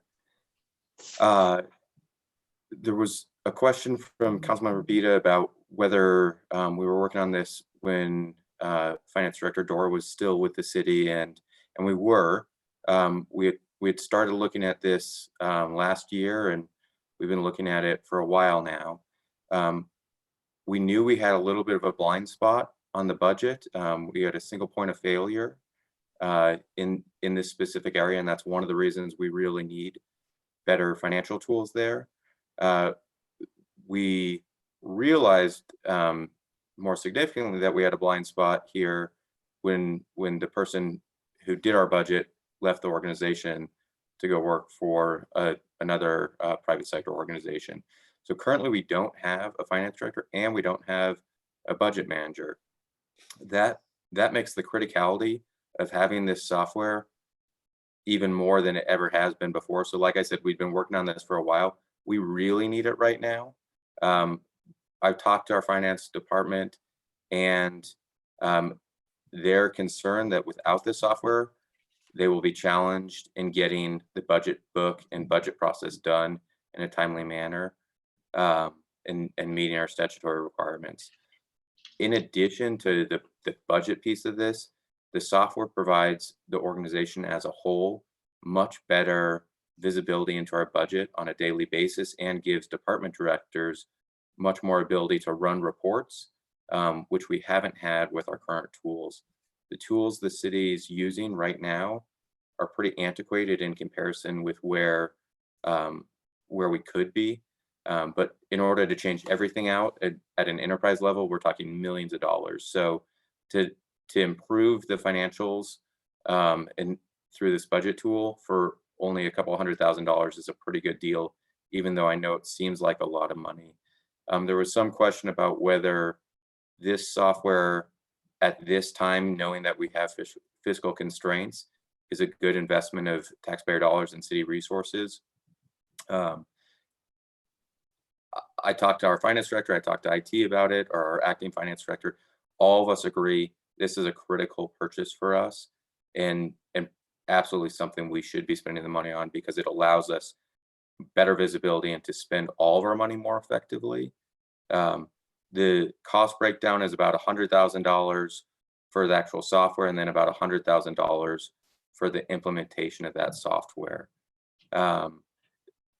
We don't know exactly how much the implementation will cost. We're hoping not to spend the whole $100,000, but we want to give ourselves that capability, because once you get into a project like this, inevitably more things come up, and difficulties in getting the current data set we have imported into the new software. Happy to answer any more questions though. Great. Councilor Johnson, you have a question? Let me get you turned on here. 1 second. Keeps moving everybody around on me.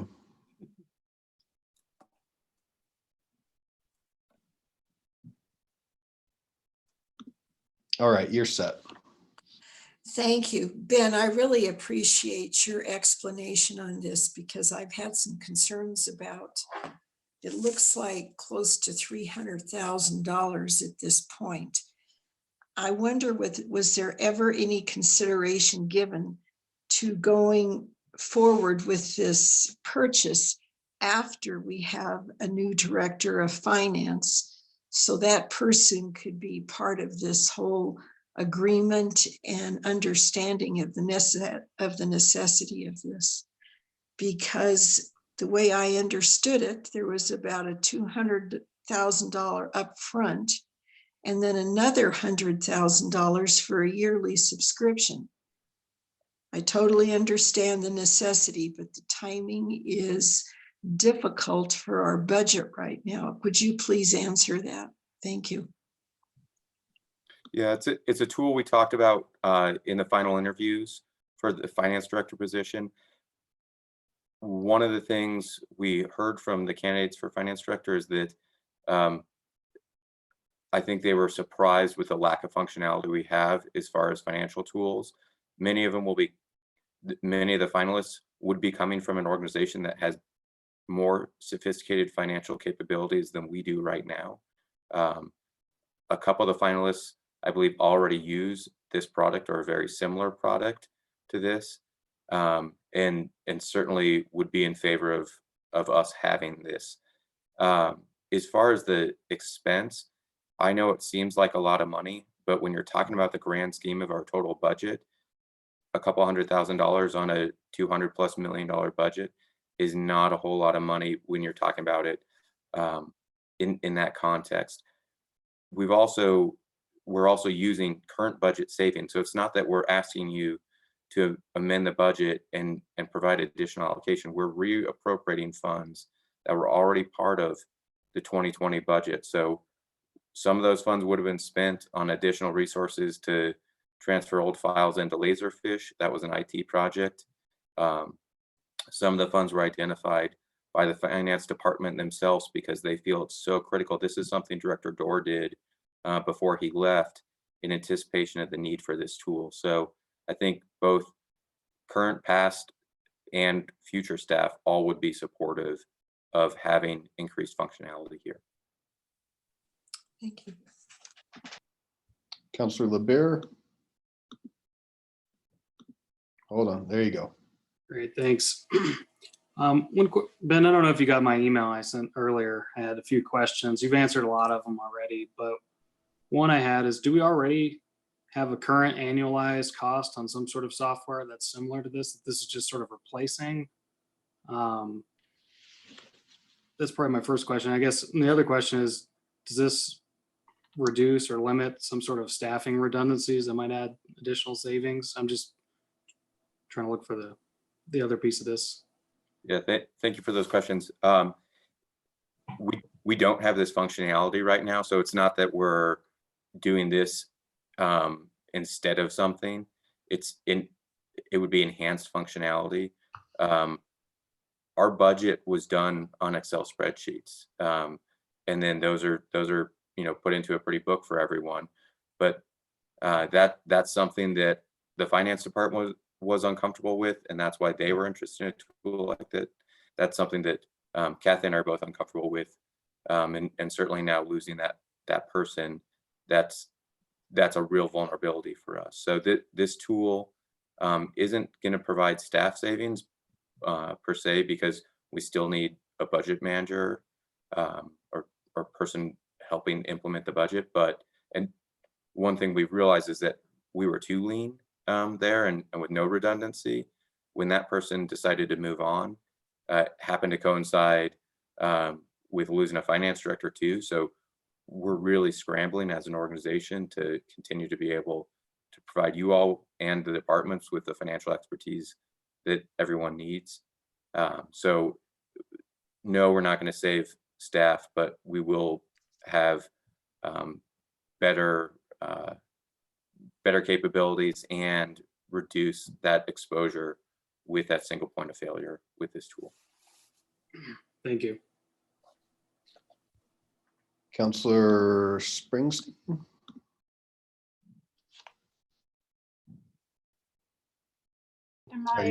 Can you hear me? Okay. So I am just having a hard time with the surreal aspect of talking about spending $200,000 of our budget on something that seems questionably necessary at a time when we don't have enough respirators for people in this country. I really think that we shouldn't be having this discussion right now, and that we should be preserving our resources for people's health and businesses and things that are failing all around us. And so maybe you all can help me with this, but this feels surreal to me. So somebody else weigh in on that. Okay, thank you, Counselor. Counselor Beta. Hold on, let me get you unmuted, sir.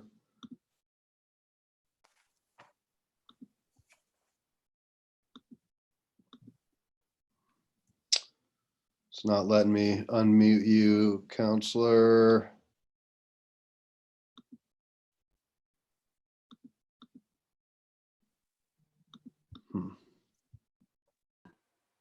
Oh, There we go. there you go. Okay, first of all, I share Co-Councilor Springsteen's concerns. In addition to that, I have a question I'd like to direct at Mr. Goldstein. So I understand, if I understand it correctly, you're saying this software has been being looked at and considered for several years. It's not something new. And that former Director Dorr was part of those discussions, and that he was on board with getting this, and that we agreed with the need for it.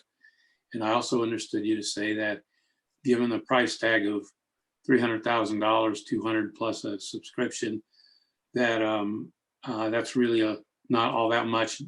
As much as it sounds, it's a relatively small amount given the need for this and what it does. So taking all that into account, why is it that it wasn't included in the original budget for 2020 and that it's coming up now as an afterthought? Fair question. I think timing is probably the big reason.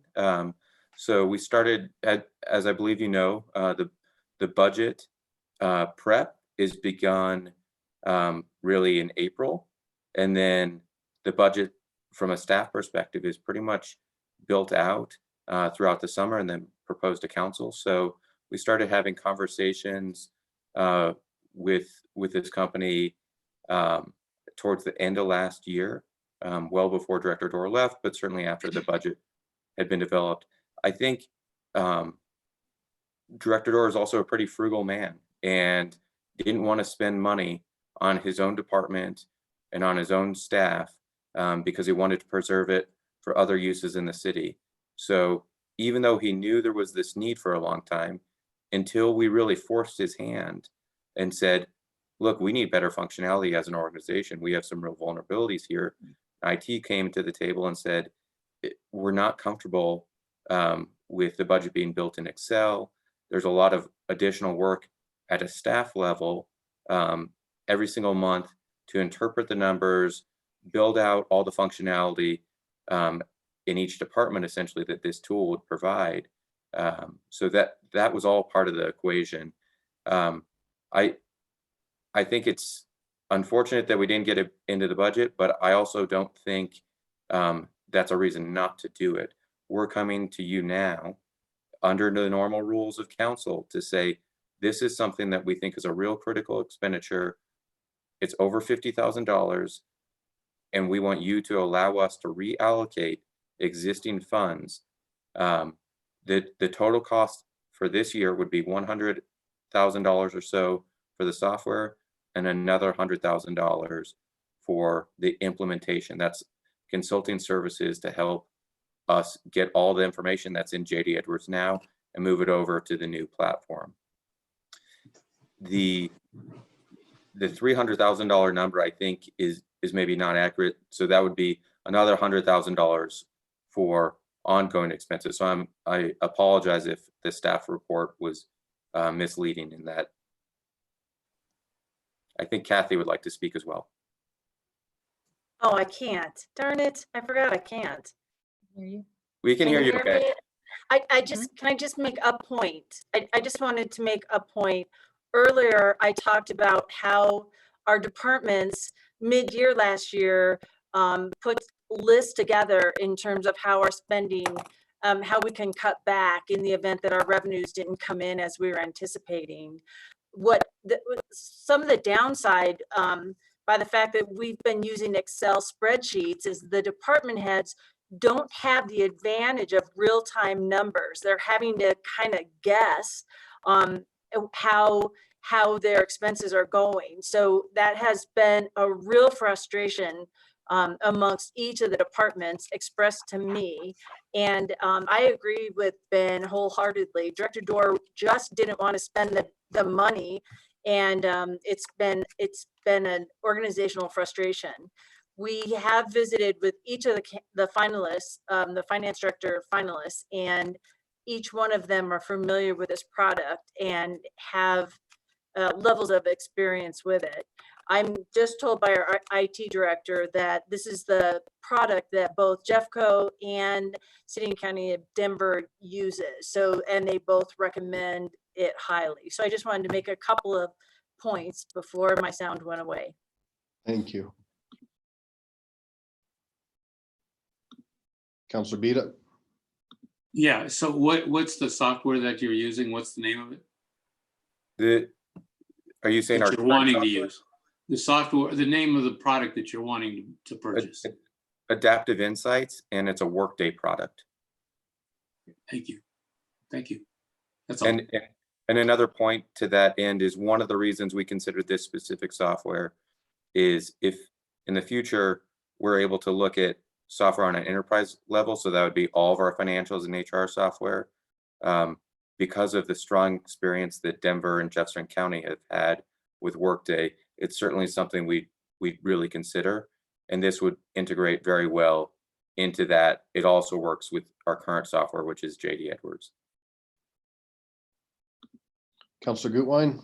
Then I have Councilor Harrison, Councilor Franks, Councilor Vincent. Thank you.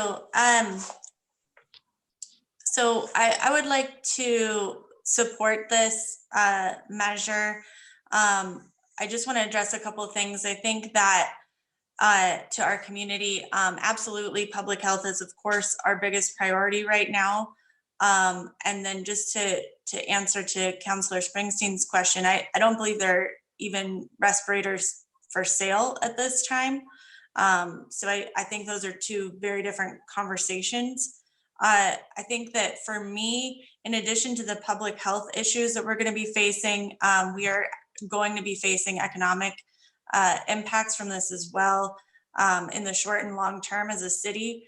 It is important to me that we're prepared for that and that our staff and our city is able to make the best decisions with the best information possible, and that requires having up-to-date tools. We can't be making real-time decisions with outdated information and antiquated programs. So it is uncomfortable, the timing. I can definitely appreciate that, but I think that it's our responsibility to be looking to the future and ensuring that we have what we need to make sound economic decisions,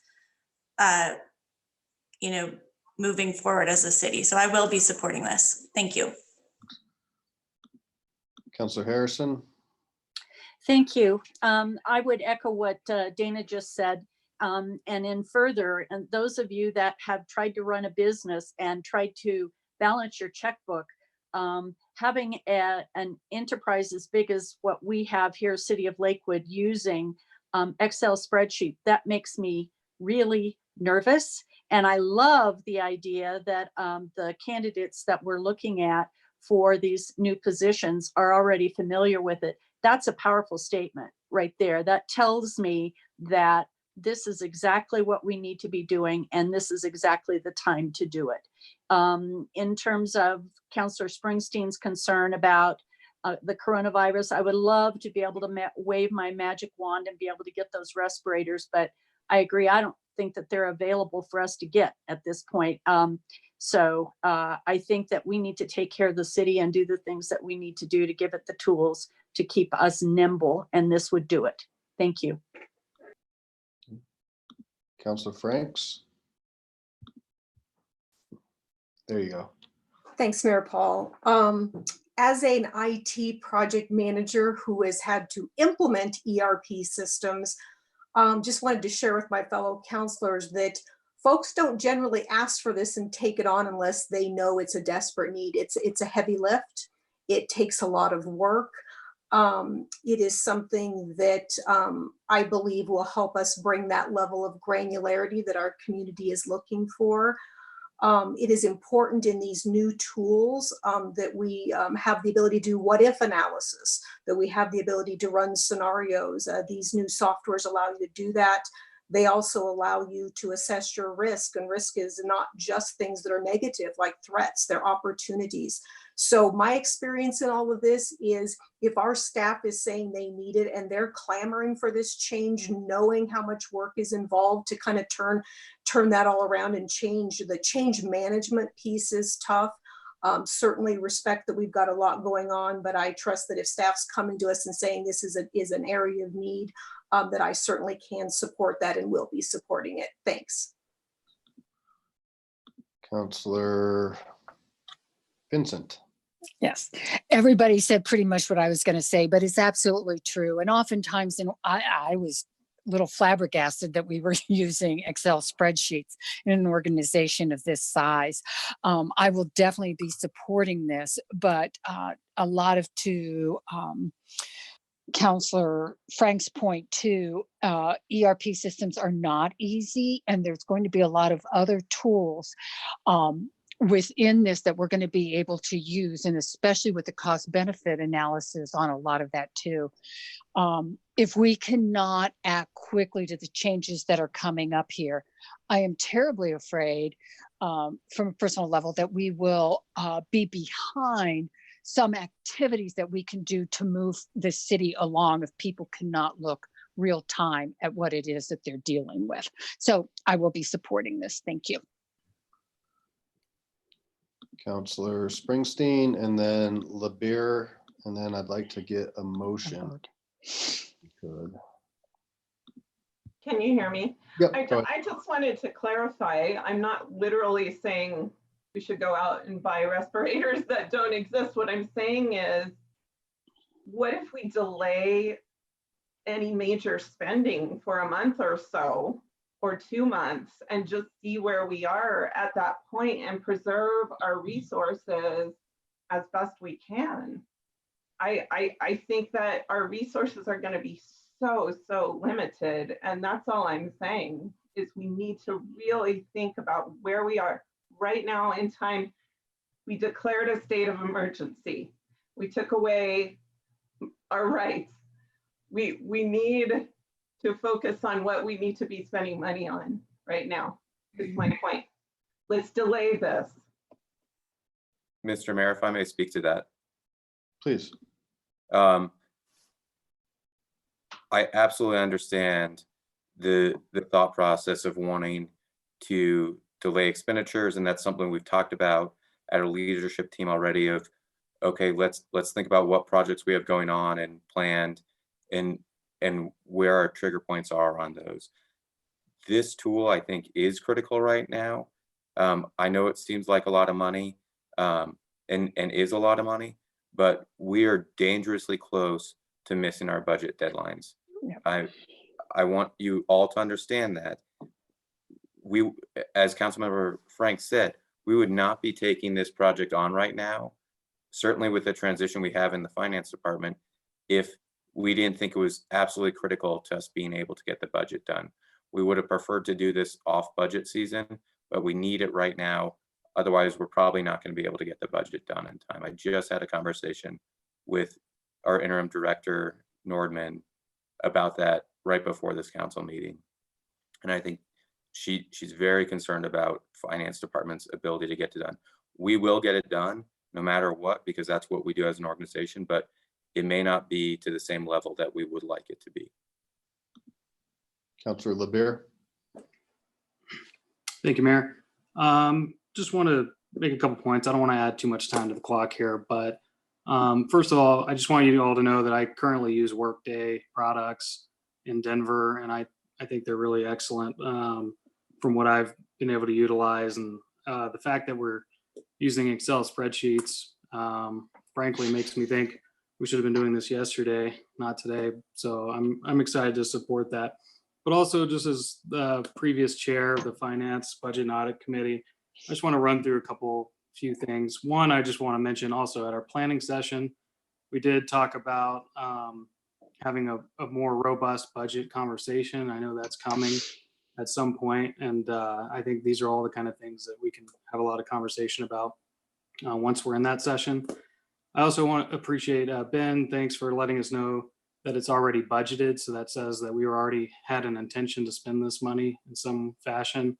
So I appreciate that. I also just want to just remind everyone that we do have, and obviously this is not something we want to rely on, but I feel pretty comfortable knowing that, I'm sure Kathy and Ben are having a lot of conversations about where the economy is going, and we have the ability to have vacancy savings that I think, again, like we did the previous year, we probably have something like 30 million in reserves and 7 million in economic development dollars. And we have some COPs that will frankly expire probably at the end of this year. So I think there's some room for some cushion here, thanks to the good financial stewardship of the city council and the city manager. So I just want everybody to know I feel pretty comfortable with this and looking forward to supporting it. Thanks. Councilor Bida. Just one thing I have to point out, I disagree with what Councilor Bureau said, and that is, as I understand it, this was not budgeted. That's the whole point of this. If it was budgeted, we wouldn't have this conversation. The reason we're having it is because it wasn't budgeted, and we're being asked to permit them to cobble money from the different departments that's excess and pull it together to purchase this. That's my understanding. So to say it was budgeted is, as I understand it, is not true. And I think that clarification should be made. Mr. Goldstein, do you want to address that? Sure. It's correct that it's not budgeted. However, we are using budgeted dollars. We're not asking for authorization to spend money that's not in the budget. We're asking for you to allow us to reappropriate budgeted funds. Councilor LeBear. That's what I was saying. I thought that was what I was saying, but it sounds like, but what I'm saying is this is money that was going to be spent in some fashion. Thanks. Okay, so, certainly two things that got my ear: vulnerabilities, right? We've lost two people. We have a vulnerability that has come to light. I think that's our job to take care of that. And certainly when you have somebody who was in a department for over 15 years and they leave, you're going to have these kind of things. When I first came on city council in 2007, we were still using handwritten software in the police department, right?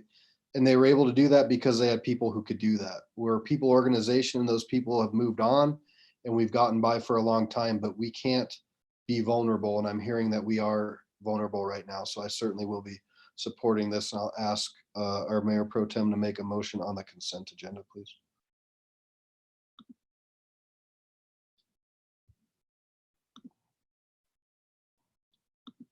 Thank you. I move for the adoption of the consent agenda without item 13. Yep.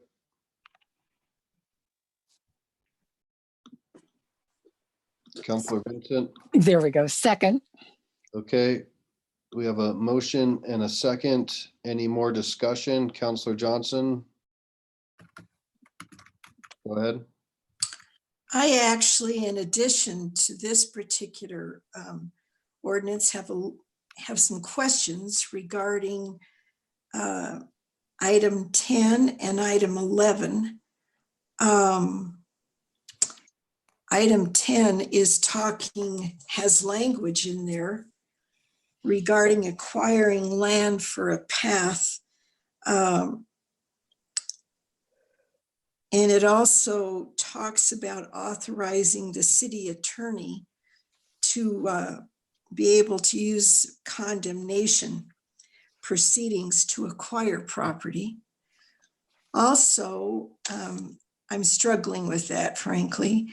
I'm wondering if it wouldn't be better to put that off until we have this city attorney issue resolved.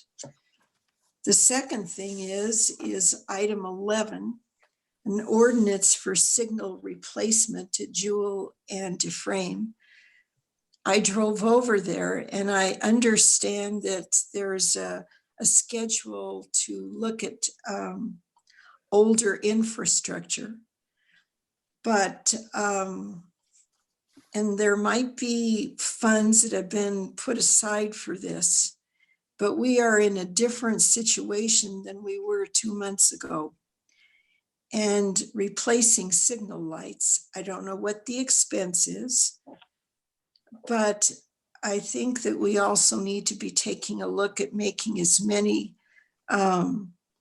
appropriate cuts as possible, because we may be really needing this money for things like our police department and public safety. And it talked about looking at antiquated or older infrastructure, but there was never any data talking about if there's been any accidents at that intersection. And after going there, it's not a heavily used one. It's over by Front Range Pizza. It's more in a residential area, to be honest with you. I am concerned about us doing this at this particular time. Thank you. You, Counselor. Counselor Beta. Thank you. I'm there. Hang on. I went back to, I have to switch in order to get to the, to be able to look at the agenda. So thank you. I had thought about pulling this off the agenda, the consent agenda, and I'm not going to ask to do that. I just want to say, reiterate what Councilor Johnson has said. I'm wondering if this is the time to address that. We're talking about just under $1 million, $975,000 to do this intersection. And, you know, I did a polling of one, I admit it, just one of the residents in that area, and they says, there's no problems with this intersection. What are you talking about? So that's the feedback I got, and I admit it's only one, but I looked at it myself, and it looks like a pretty good intersection, a pretty safe intersection. And so I guess maybe we'll save this for the second reading. But I do think I'm going to ask staff to make sure we have data and that the public has some data to back up why we're spending $975,000 on this location at this time. So that's all I have to say. I'm not going to ask to have it pulled. Great, thank you. And let me just reiterate, these are all really good questions. This is first reading, so we'll get those in. And actually the 975,000, I think, is for 8 locations, not just one particular location. This one happens to be near where I live, so I am very familiar with this, as is Councilor Franks and Skilling. So keep that in mind, but bring these questions in for second reading. And I would just say we don't have a city attorney problem. We actually have a functioning and capable city attorney named Tim Cox right now, who is our city attorney and will be there for the time being and foreseeable future. So motion and a second on the consent agenda. Please cast your votes.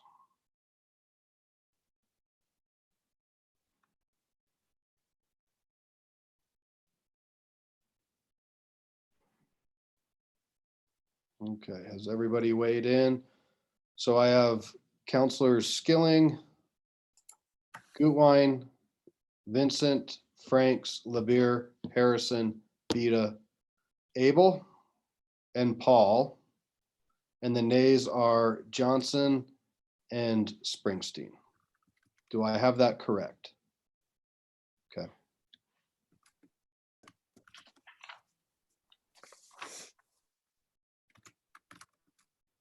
So if we could remove all of our little hands, and then I'll ask the clerk to read item 15. into the record. Item 15, ordinance O-2020-6, disconnecting certain property addressed as 14013 West Quincy Avenue and located in the southwest quarter of the northwest quarter of Section 7, Township 5 South, Range 69 West of the 6th Principal Meridian, County of Jefferson, State of Colorado. All right, Mayor Pro Tem, will you, can you produce a motion for this, please?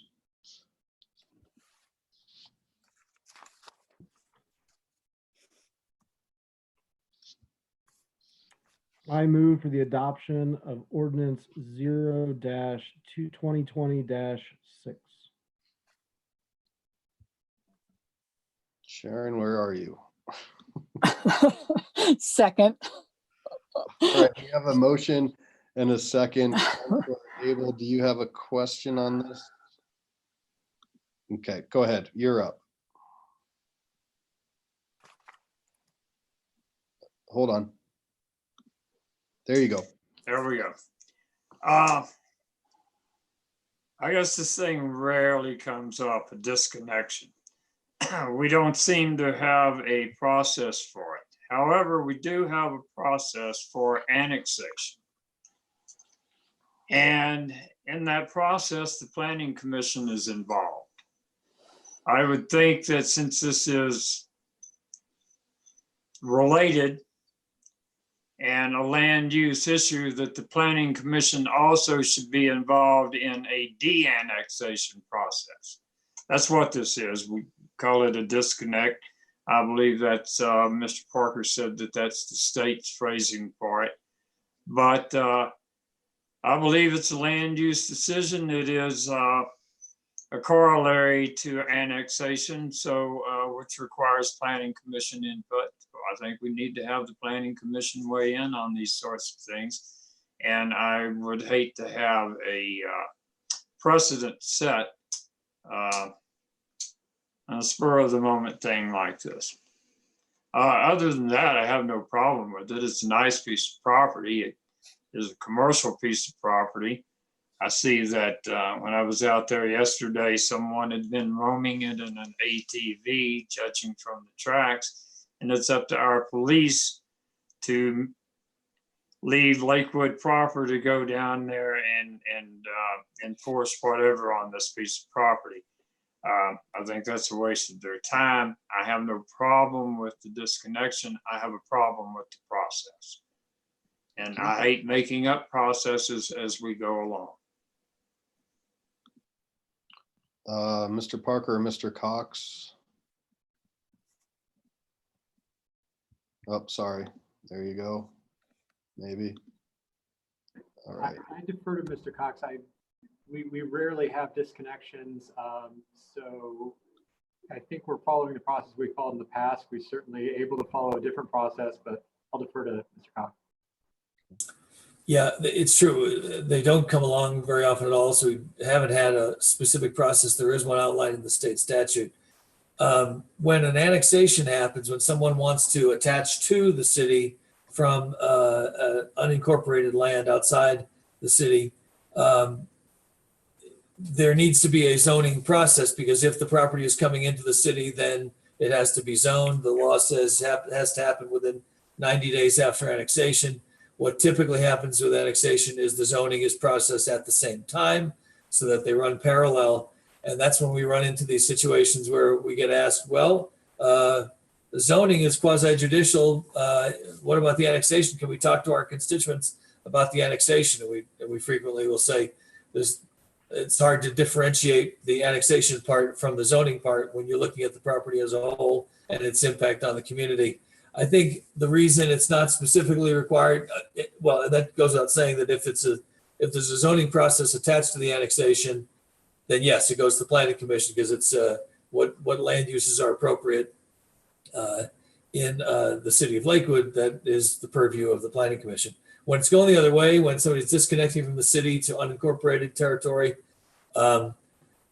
there presumably would be a zoning process on that end as well, but it's going to happen in the new jurisdiction, whether it's unincorporated Jefferson County or if it eventually is going to be annexed to some other community. But regardless, the zoning concerns the land uses in the new jurisdiction. And I don't think the departing jurisdiction, the city in that case, has typically had much involvement in discussing what's going to happen to the land once it's outside the city boundaries. Travis, you have anything else? Go ahead, Mr. Parker.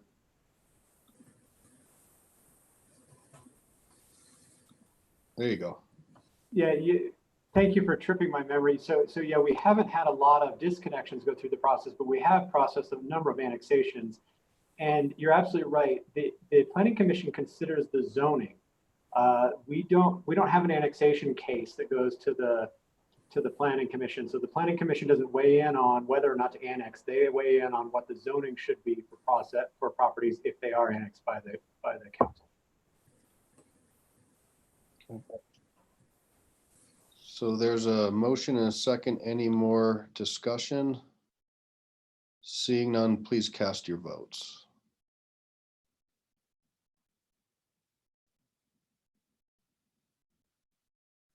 Okay. And that passes. The ayes are Mayor Pro Tem Skilling, Councilor LeBeer, Councilor Franks, Councilor Vincent, Councilor Gutwein, Councilor Harrison, Councilor Johnson, Councilor Abel, Councilor Beta, and Mayor Paul, the nay being Councilor Springsteen. So 10-1, Councilor Springsteen is the negative. Okay.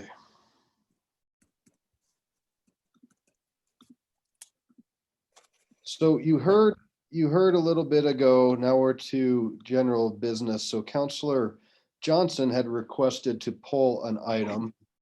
And Councilor Johnson, if you just want to give a little background and then feel free to make your motion and we can go from there. Thank you. I'm happy to. This particular ordinance deals with student living units. And there is a lot of interest, of course, in the neighboring community, the residences, and it needs to be put on the agenda at a time when we can actually have in-person testimony and public comment. And so that is why I am making this motion. I move to pass ordinance 2020-10 on first reading, but schedule the ordinance for a second reading at a future meeting when in-person public comment can be presented, and specifically to a date certain of May 11th. And hopefully our current difficult situation when we're doing virtual kind of meetings will be done by then, I hope. So I'd appreciate your consideration of this and your aye vote. Councilor Abel, would you like to second that? I would. Okay, so we have a motion and a second on this. And, you know, much like the earlier conversation, it's hard to pick a date when we will potentially have. So we may get to that point and we, God forbid, may have to move it farther down the road. I hope that's not the case. But that was the intent. There's a lot of interest on this subject. So are there any questions? I mean, this is just basically like the consent, but we're moving it to a date further down. All right, so we have a motion in a second. Please cast your votes.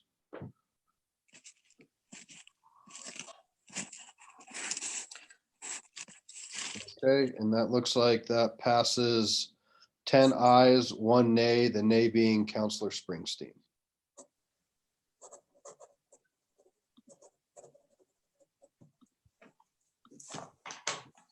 All right, so general business, thank you, Councilor Johnson. So general business, you heard a little bit earlier from our city manager, and as you can imagine, things are moving fast. They're moving by the day. And when Denver did their shelter in place today, I'm sure you all felt that ripple effect, wondering what's the city going to do? How's the city going to react?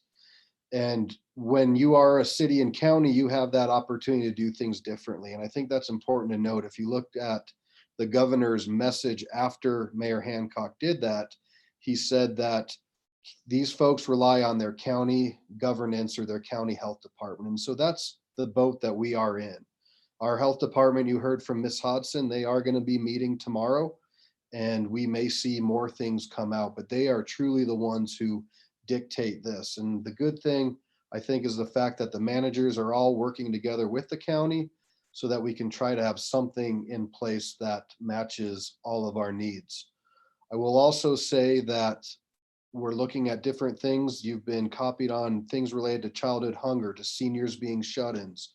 Those are ongoing conversations that I encourage you to be a part of. And if you hear somebody that's struggling, reach out, let's communicate, because there are folks out there trying to help. The Action Center is certainly going to need volunteers.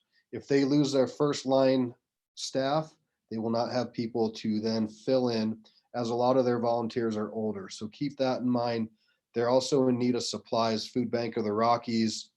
You heard a little bit. As these things progress, we'll probably have a better opportunity for a conversation as it relates to economic development type tools, right? We're waiting right now for the state to finalize things. We're also waiting for the federal government to figure out what their package looks like. And when those things come into play, that's going to help the city of Lakewood better figure out what we have, what we can offer. So I know council has a lot of questions beyond, what Kathy talked about, and I'd love to have some of those thrown out so that not only can we have Dr. Johnson back, if that's what council would like to do, but also have an opportunity to address some of these questions and get better updates in a couple weeks as to economic development, the hospitals. Certainly our hospitals, we've had check-ins from St. Anthony and from Lutheran. They are in need of PPE, and they did a drive with Project Hope on Sunday to try to look for personal protective equipment. That is a shortage that is nationwide.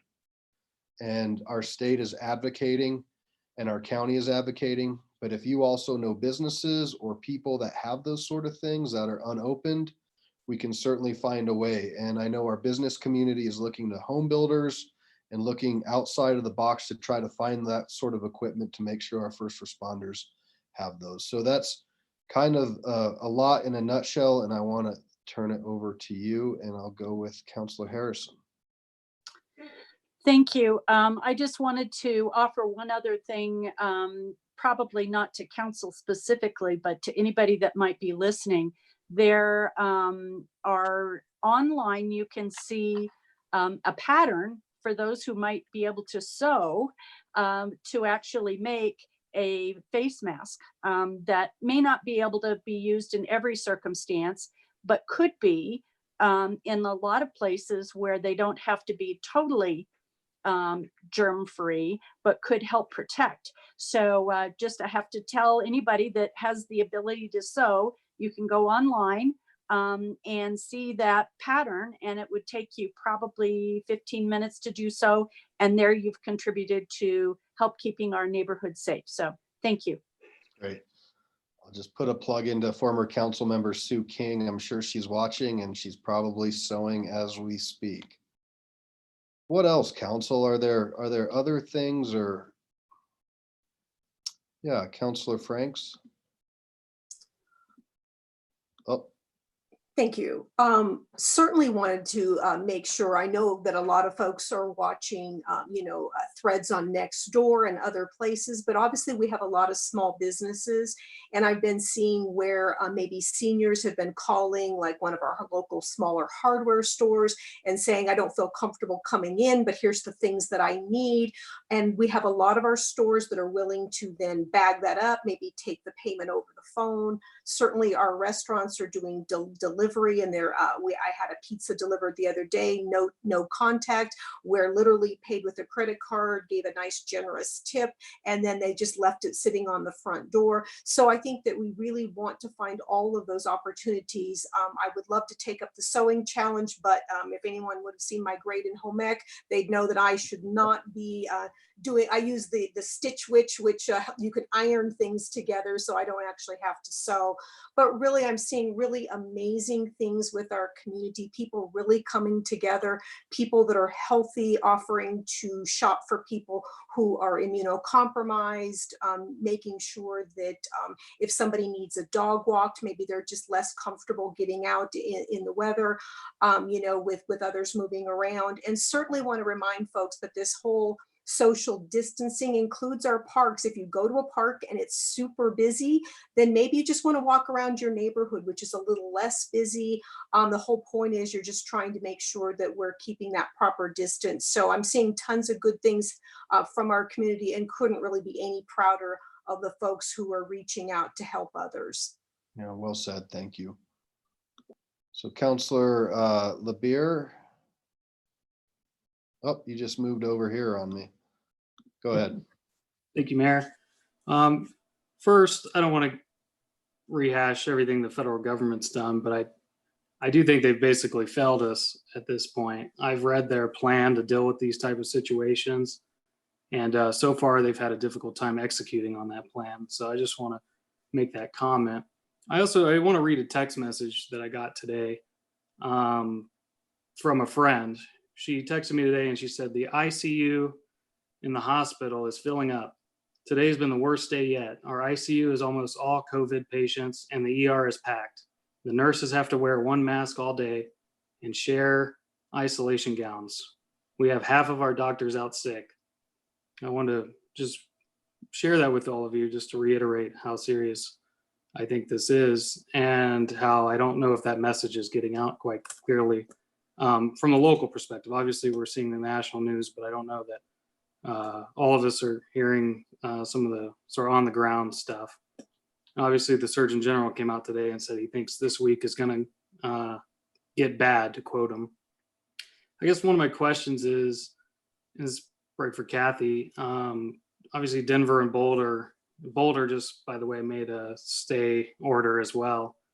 Are we prepared for that? Or are we prepared to do that? I know you guys have been working. I'm just wondering if we had to issue that tomorrow, are the steps in place? And, you know, I'm concerned about what's going to happen after that county meeting tomorrow.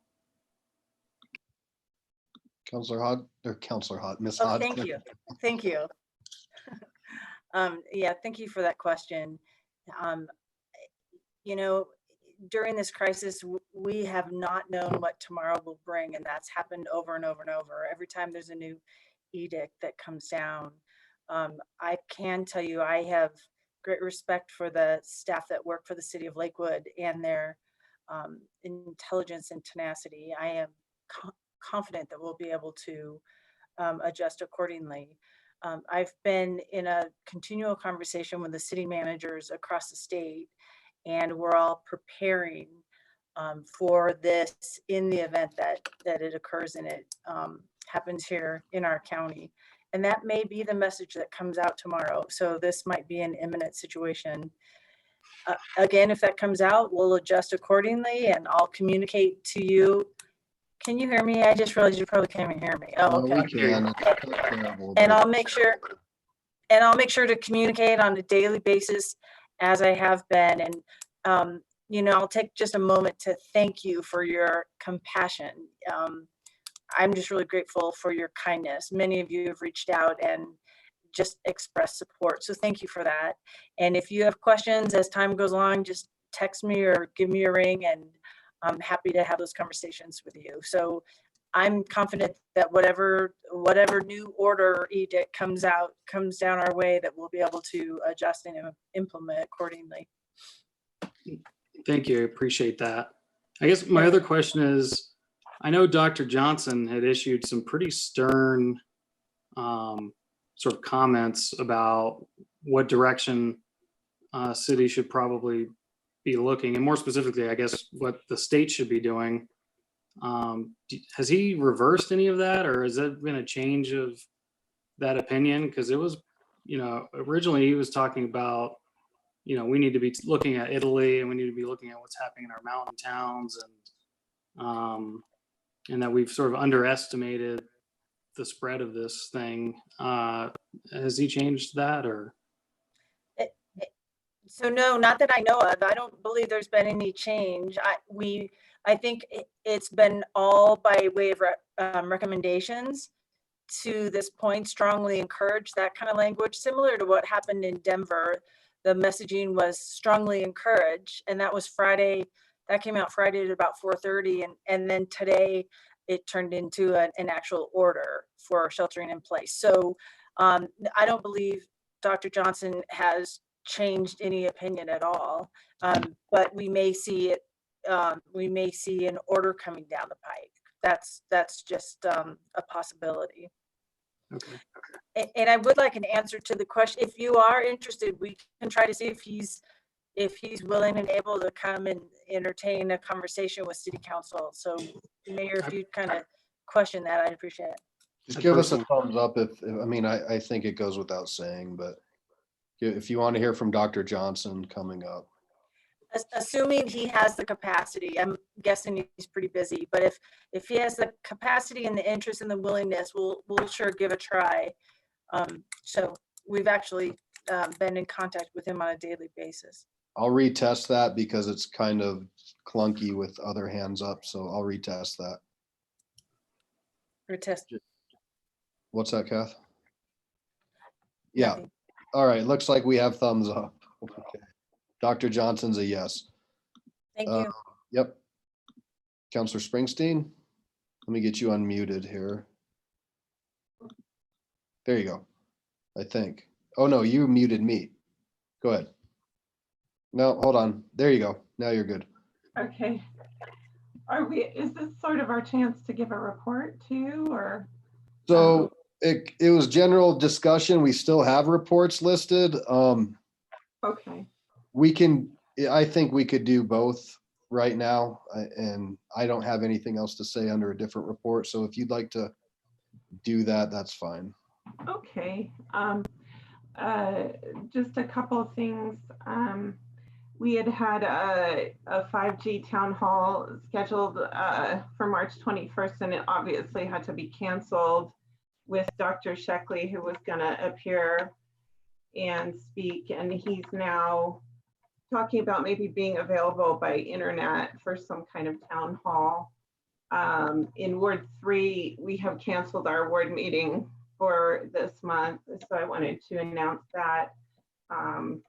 A few of us went to the National League of Cities Conference in Washington, D.C., March 8th through the 11th, which was an unfortunate timing for that. And it was very interesting because the crisis was just starting to become worse during that time that we were there. They probably should have canceled the conference, but they didn't. But at any rate, we were able to meet with senators and representatives and get sort of an insight about how the federal government was responding to things. And I think people were just trying to figure out at that point how bad things were. Anyway, just going forward, I just wanted to suggest that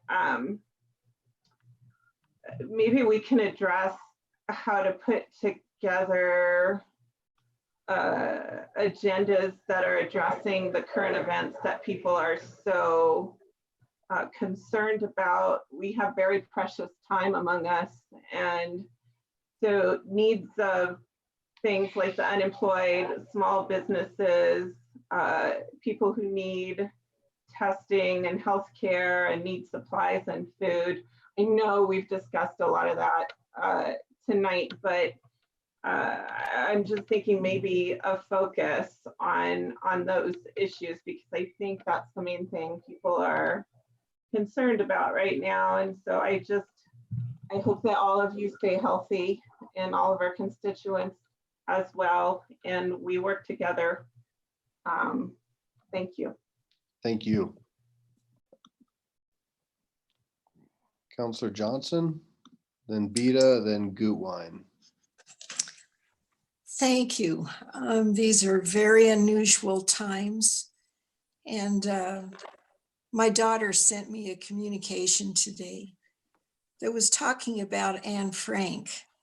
And she and her family were in hiding. I think it was 761 days. I think the lesson to learn is that faith and hope are going to get us through this. I believe in the strength of Americans. And when we get to the other side, we'll be okay. We're going to have a new normal, whatever that's going to look like. I'm not real sure.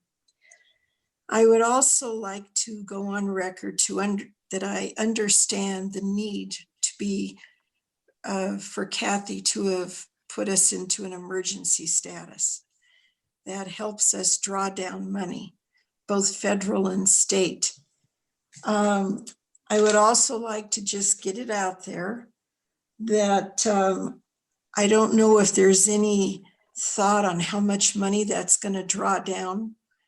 Who is going to look at how that money is going to be dispersed and what the criteria will be for the people that will get the money. Those are some things that we need to be at least considering as we go forward with all of this. God bless America and God bless our city. Thank you all for all the job you're doing. Thank you. Thank you. Councilor Beta. Thank you, Mayor. I just want to say a couple things. First of all, to all of our constituents in Ward 3, my neighbors, I have great confidence that we're going to get through this together. I see a lot of people reaching out to our other neighbors to help each other in various ways, and so I find that very gratifying. I'm very proud of our community. And I know that with the help of our council pulling together, and we already have, and we'll continue to work together, we'll get through this, and things will be a lot better soon. The other thing I wanted to say was thank you to our IT department for putting this together on relatively short notice. I mean, wow, this is fantastic. I know that it's not ideal, but to put this thing together and make it work. I noticed that the Congress of the United States is still trying to figure it out. And so we're way ahead of those guys. I guess you may be getting a call, Kathy, from the Congress to find out how you did this. You know? And then lastly, I just want to say, if there is anybody in the ID department, the mayor said somebody muted him.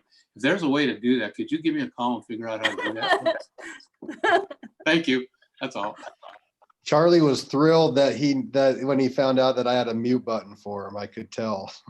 So, somehow he changed his hand to a different symbol. Councilor Gutwein.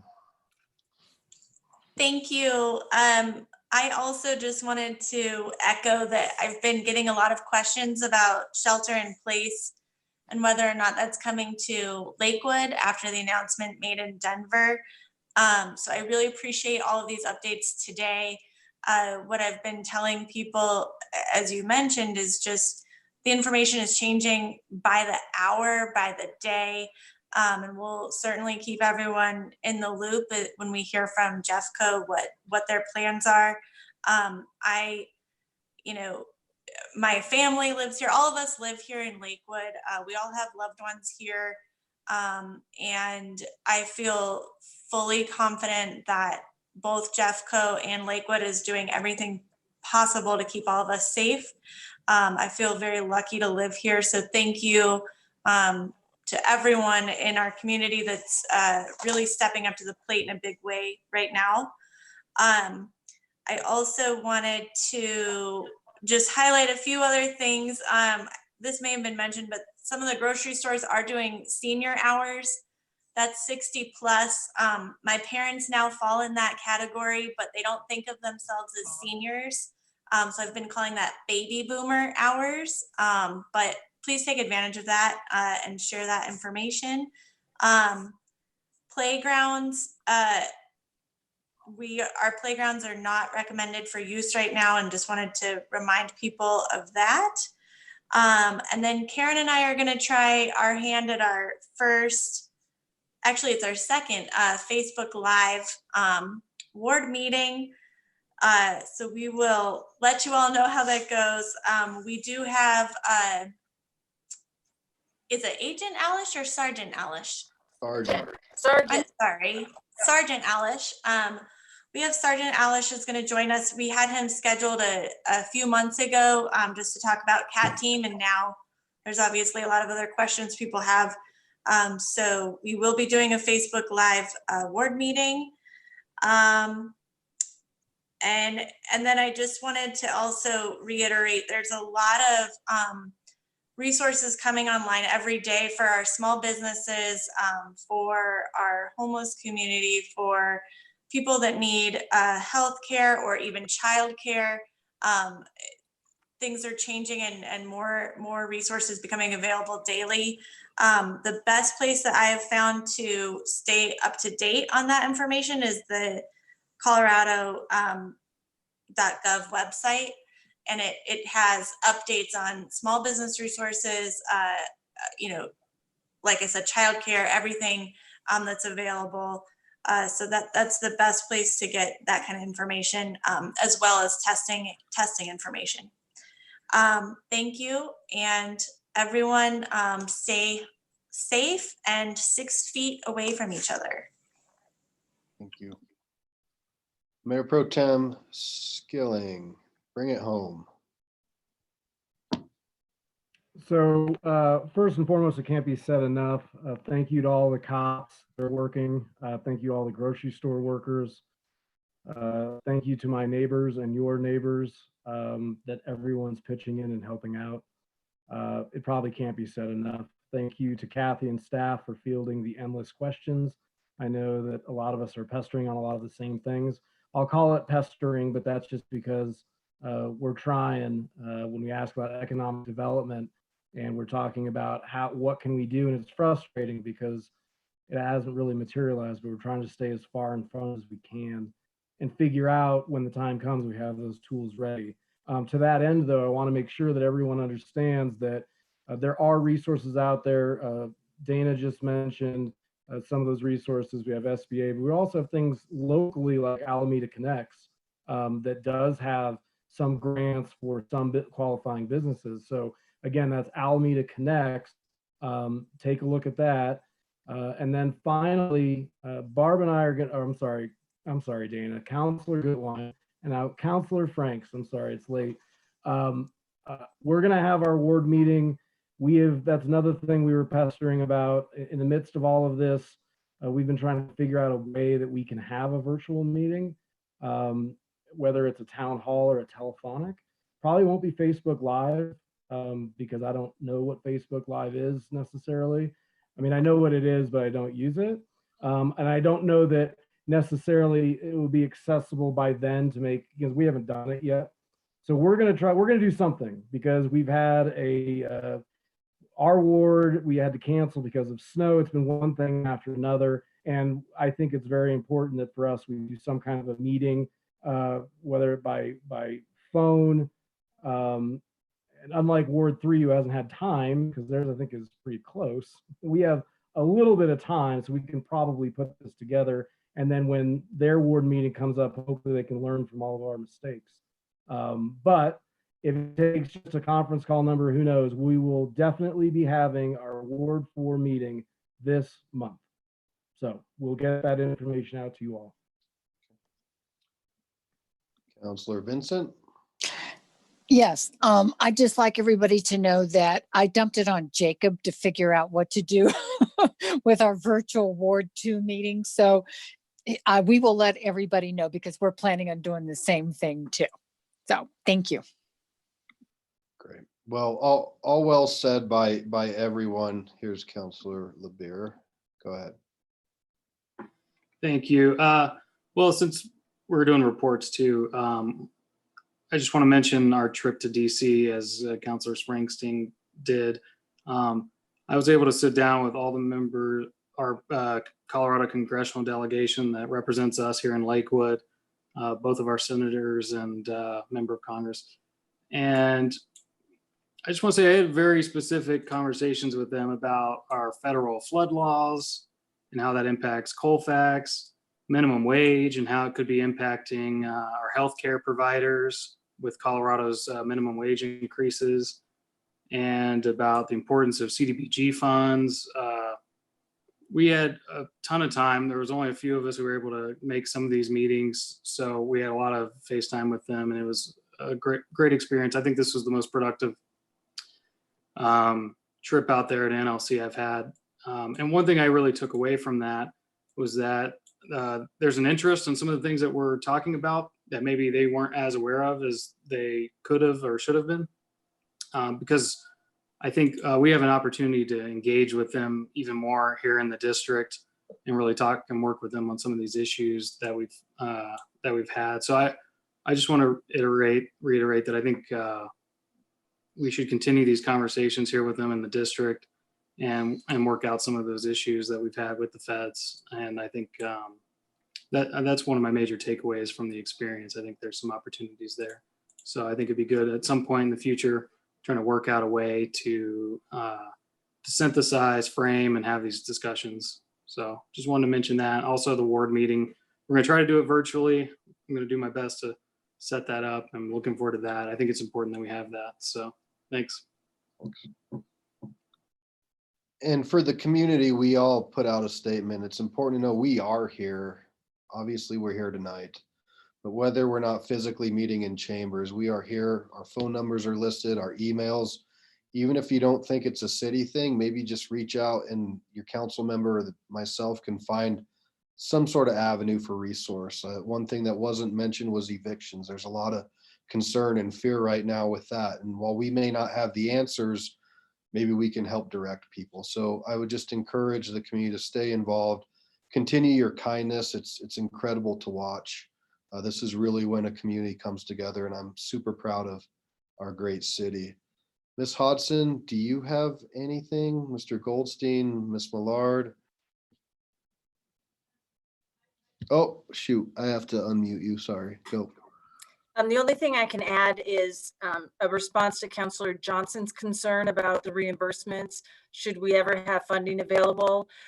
So because of the fact that we're operating under the emergency declaration, it's our responsibility to make note of any and all resources that we're expending, and it's coming out of, it's a line item COVID expenses or something like that. So we're actually real time making note of any of those charges so that those will be eligible for reimbursement. Yeah, and that's our emergency manager's responsibility, and he's been doing a nice job. Again, his name is Jesse Miller. So yeah, so because of the emergency declaration, we can get reimbursed. So that's good news. Well, Kathy, thank you, and to your team to put this together. Amazing. I think it's one of the first to be able to do this. It was kind of more fun than some of our regulars. But in all faith, thank you, Kathy, and your whole team, the entire staff at the City of Lakewood. Thank you. You have done an incredible job. I think you've probably been working 24 hours a day. I can't imagine. But thank you so much for helping to get us this far, and we're going to continue to move forward together. Thank you. Thanks so much. All right. Anything else? If not, we will adjourn this meeting at 10:22 p.m. Thank you.